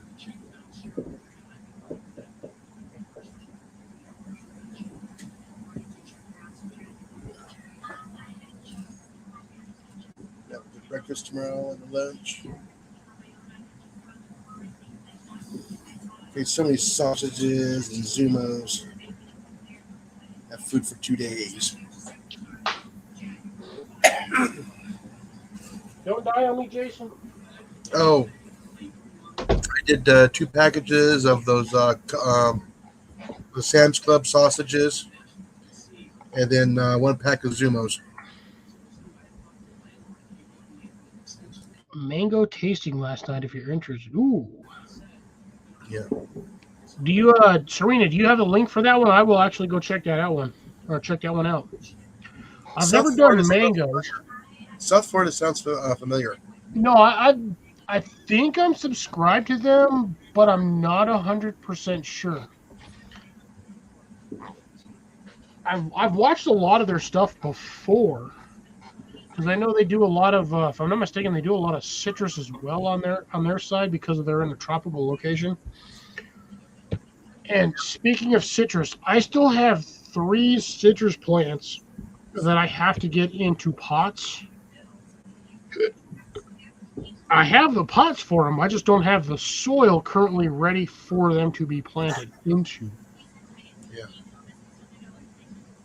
So I'm struggling. Well, to be fair and 100% transparent, one of the planters that I was supposed to put a citrus plant in is currently occupied by cherry peppers. And those are the 2 planters that I have up front by my 2 short 2x5s up in the front corner of my property. Those little planters that I have over there. I made that like little extension that kind of has technically it's 4 planters, a rock, and a water feature two of those planters were designed, or when I prepped them, were going to be prepped for citrus plants. Yeah, that didn't quite work out. I have one citrus plant in there, and I believe it's a lime. It's either key lime or something else. I believe it's a lime plant. But again, the second planter has a cherry pepper in it, which normally I grow the cherry peppers in the planter right next to my gate entrance or driveway entrance by the gate. Normally I have like 3 to 4 pepper plants in there growing those. I did not get to that planter this year. I have honestly been struggling trying to get some of the stuff done on my property. I just don't have the help necessary for me to get what I need done every season. I'm good for the first couple of weeks of spring to summer, and then for like 6-8 weeks I have no help at all, none. So I struggle between doing my gardening and work. Only option I physically have is to quit my job and do this, but I'm not currently getting paid from YouTube. I do not have the subscribers or watch hour counts to get monetized, and even if I was monetized, I'd be lucky if I make $5 to $10 every month.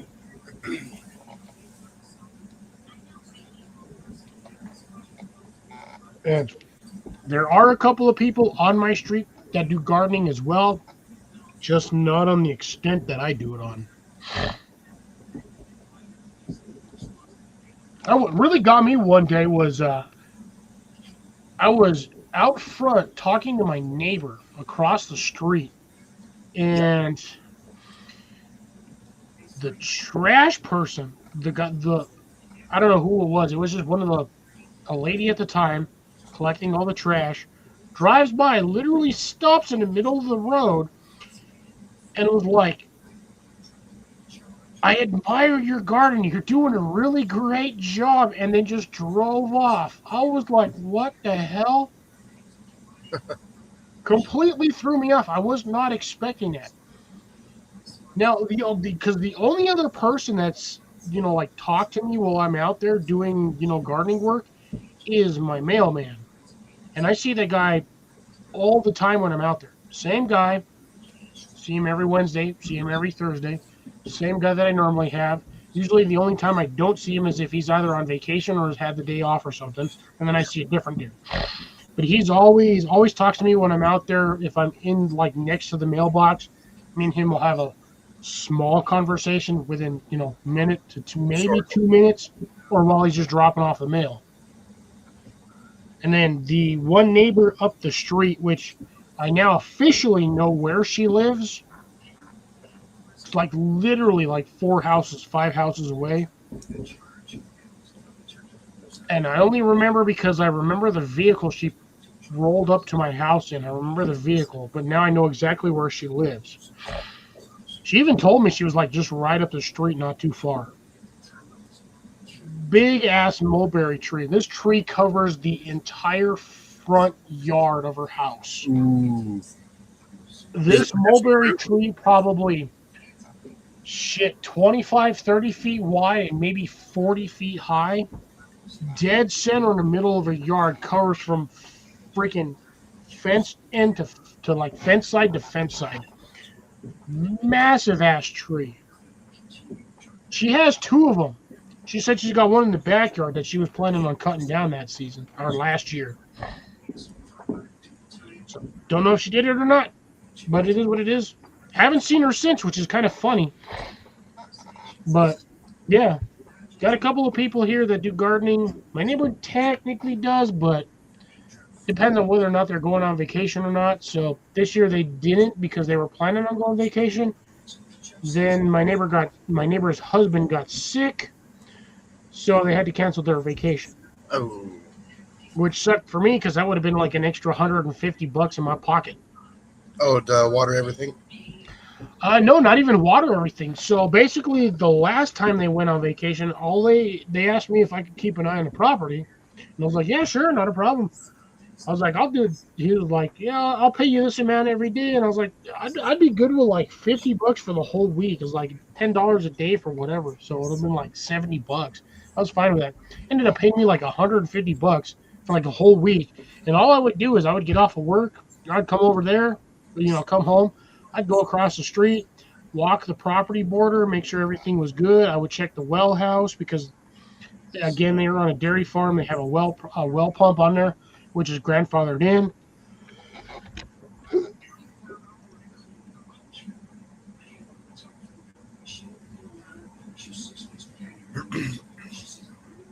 So I would just go over there, make sure the pump house isn't flooding. If it was flooding, all I had to do was walk over there, hit the switch, and then call one of the names on a list. He gave me a list of like everything. So I've got like names for the city people if I have to. I've got his daughter's phone number if necessary, the neighbor's phone number.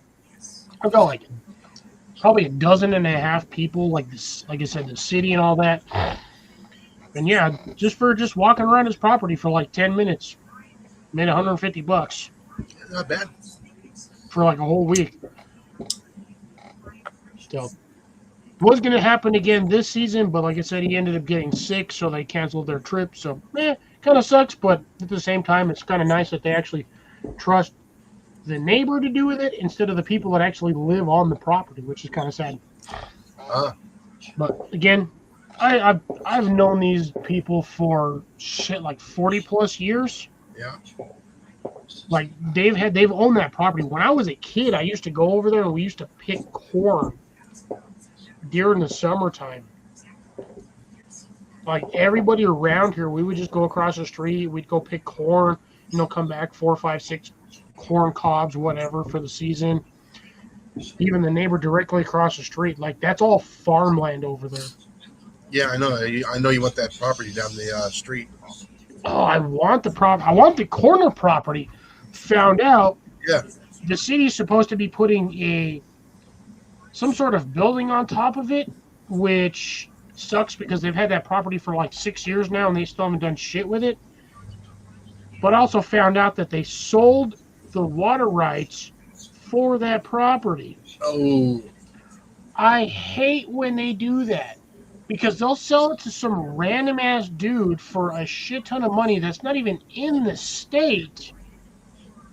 And then in order to get the water rights back, you have to buy them back from the person that they sold it to originally for like 3 times the market price. Yeah.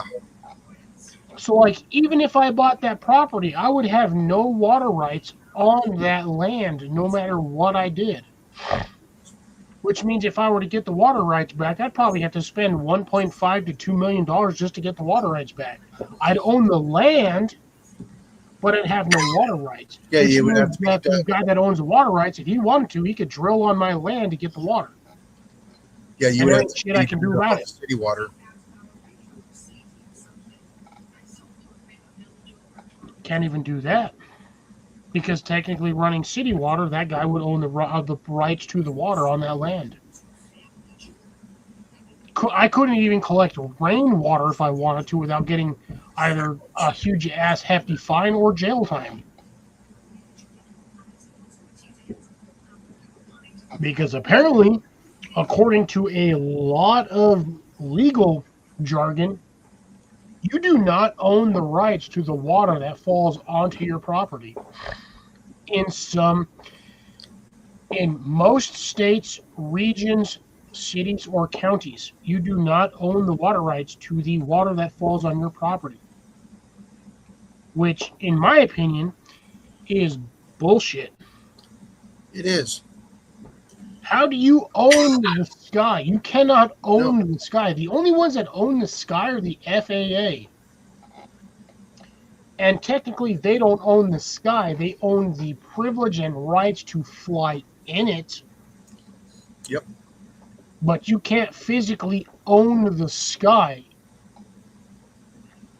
Because that would mean every flight would incur a fine flying over a line that somebody else owns. Which technically anybody with a roof can be cited for collecting your rainwater. Yeah, if it does not go into the ground for any aquifer or whatnot on your city or state, yeah, you can get fined. Luckily, in my state, because my property has grandfathered rights to a lot of stuff, we can collect rainwater. But also, what what I'm they saying don't know you collect, they can't charge you for. I mean, technically, if they really wanted to really harass you because you have a roof on your house, you're collecting water. That's Oh, yeah. They can try, but I will tell them the same damn thing I told a federal agent. My neighbors see me digging in the yard all the time. They're not going to question what I'm doing. That guy, I shit you not, looked at me and laughed. And I physically told him, I was like, you see all these garden beds? Nobody's going to question whether or not I put a body in any one of these or dig a 6-foot hole in my property. My neighbors see me out here doing gardening work all the time, Yep. whether it's on my property or my neighbor's property. Not one of them is going to question what I'm doing. And that literally a federal agent looked at me and he laughed and goes like, I understand. Well, I'm getting the look, so I need to get going. Yep. 2 of my neighbors' properties, that's all farmland. Yeah. So yeah, I do whatever the hell I want over here. Nobody's going to question a fucking damn thing. But anyways, all right, Jason, Molly, good night. Appreciate y'all coming up, All right. popping up here for me. It's a very long live, but it is what it is. Yeah. But you all be well, be safe. Oh, yeah. Have a wonderful night, and I will catch you on Wednesday, Jason. Yep. Night, All Molly. right. See you later. Be safe until then. Yes, sir. Be well, be safe. Talk to you later. Later.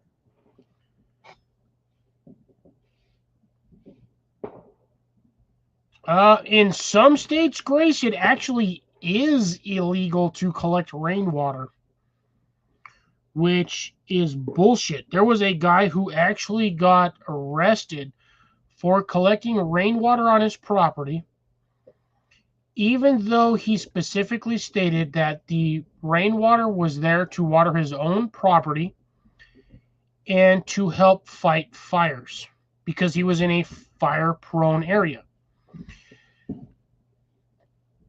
$50,000 fine for collecting rainwater is what this guy was slapped with by the city.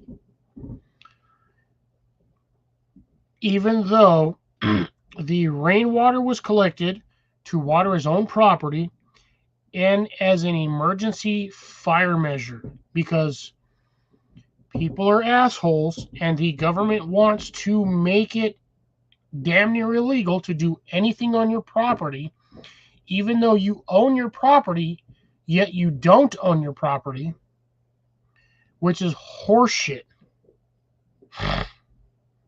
Yeah, it might have been local ordinance or city ordinance on that one. I live in the desert. As far as I know, we do not have an ordinance restricting or making it illegal to collect rainwater. The only thing I do know is that you can only collect rainwater up to a certain point. But majority of us down here are usually 10 to 15% under that collection range. And anything that we do collect, we're all smart enough to have an overflow. So any of the overflow goes into whatever plants we have and then does slowly seep into the aquifers.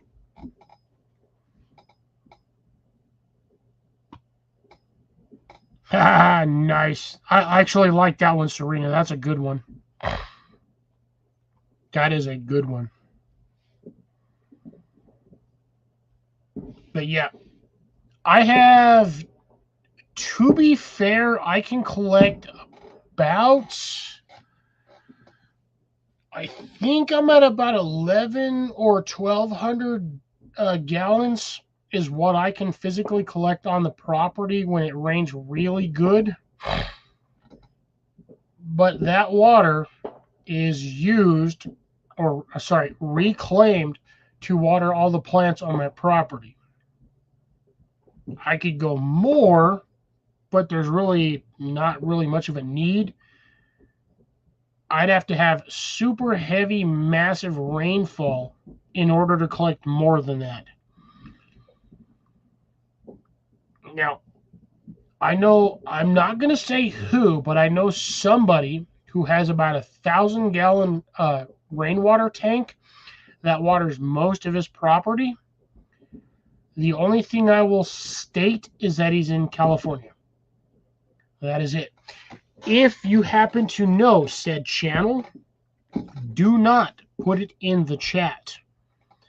I do not want to get anybody in trouble for collecting rainwater in a state that sort of regulates that kind of things. And I only know that state does it because there are a bunch of a-holes over there. But, yes.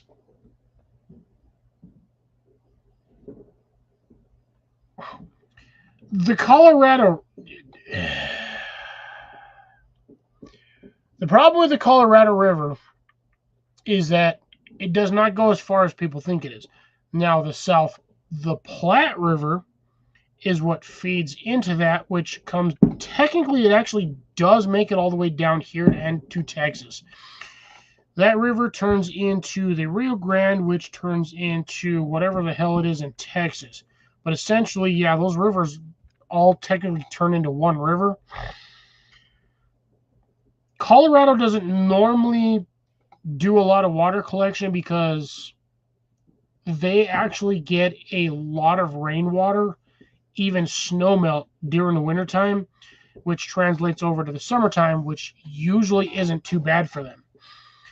If you live in the southern states, like Texas, Arizona, Phoenix, Southern California, Arizona, Utah, Nevada, New Mexico, drier section of the states, which are almost like the Sahara, rainwater is essential and definitely needed for irrigation, plant growth, and all of that. Right now, so as it stands, I live in New Mexico, which most of you all know. The Rio Grande River, as of like like April 3rd, has had no water in it. That shit is dry. You could dig down 5 feet and that is still going to be dry ass sand. There is no water at all in the Rio Grande River, and it's been like that for almost 2 months. Because again, they are restricting the water up north for the reservoir. So they have shut off the overflow or runoff for this area, which means currently Texas is not receiving any water from one of their like 2 or 3 major water sources, which in my opinion I think is bullshit. But hey, if the U.S. government or the cities, whatever you have it, want to catch the damn states on fire, that's up to them. If somebody decides to sue them, it's going to be a hell of a lawsuit.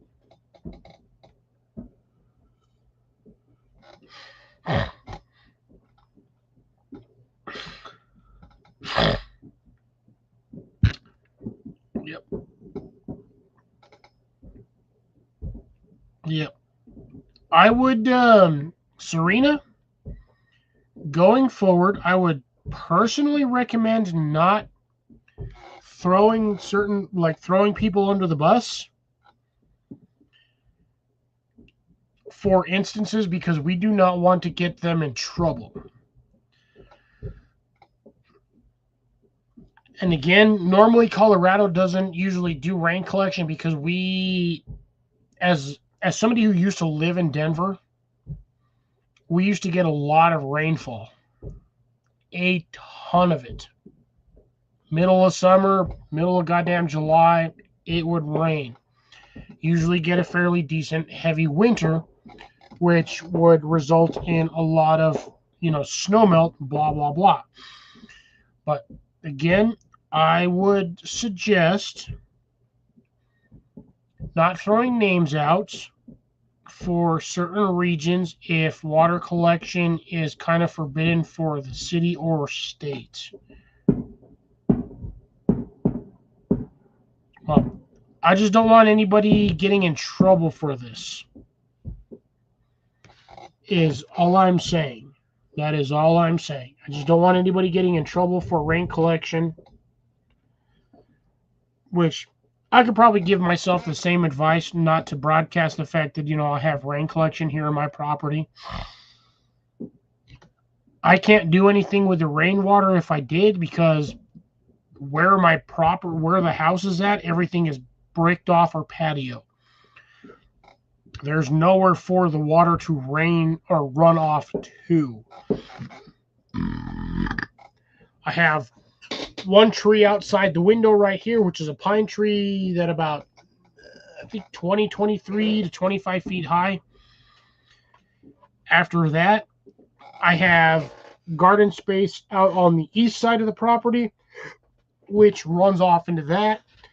We have a shed on the property, which I don't really have a runoff for that because that is crusher fine. It's basically like really small gravel packed down to almost like a concrete state. That water gets in there. It takes days to soak through like 3 inches. I have a garden space in that spot, which is like maybe 2.5 feet by, I think, like 15 feet, maybe 12 feet. But again, the amount of rain runoff I would get off of that would overflow that area and just leak out into the dirt anyway. So I'd rather just collect it. Whatever I decide to run off into that spot is what I run off into that spot. Aside from that,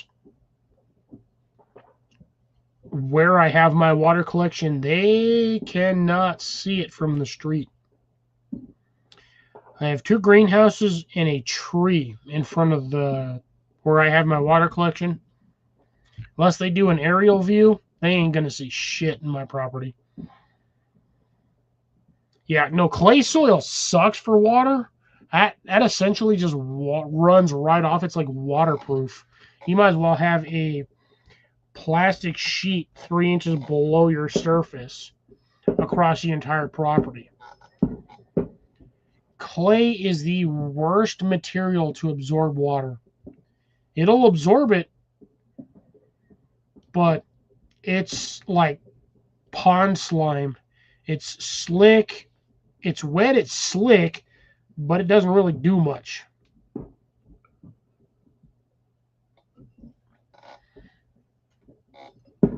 I am finally out. I'm going to go another 6 minutes, folks, and then we are going to end this live. So for those of you who are left, 100% appreciate it. I do want to say happy 4th of July for those of you who are celebrating. If you are not celebrating it, happy 4th of July anyway. Don't do anything I would do, which is usually blow off a finger or two. I'm probably going to go outside and light off 1 firework. That is it. And then I will spend the rest of the time either maintaining my plants, watering stuff, or just dealing with the fact that I've had a lot of alcohol and trying to make myself sober while waiting for my laundry to dry before I put my bed together and go to sleep and have to be at work tomorrow at 9 o'clock in the morning. Because I have to deal with the Mexico versus whoever the hell they're playing tomorrow game at like 6 o'clock. It's not going to be fun. So it essentially means I'll be working a 13 or 14-hour shift tomorrow, doing the same thing Monday and Tuesday as well. So 30-something plus, possibly 40 hours in 3 days. It's going to be a hoot. And I'm actually kind of annoyed that I have that I've run out of stuff. But anyways, it is what it is. Ah, root beer. Nice. Oh, speaking of which, thank you for reminding me on that one, Serena. I do not think I put the lid back on my water barrel, so that's going to have a crap ton of mosquitoes in it. I have 2 water barrels that have fish emulsion in there, probably like a half a cup. One's a 55-gallon barrel, one's a 44-gallon barrel. And yes, I literally put half a cup of fish emulsion or fish fertilizer in each one of those. Probably more than I needed. But I've been watering my plants heavily with fertilizer. They do need it during the summer times because this is the most stressful time for them. It is July. They are definitely going to need as much fertilizer and nutrients as physically possible. I was supposed to actually get those today. I completely forgot about it.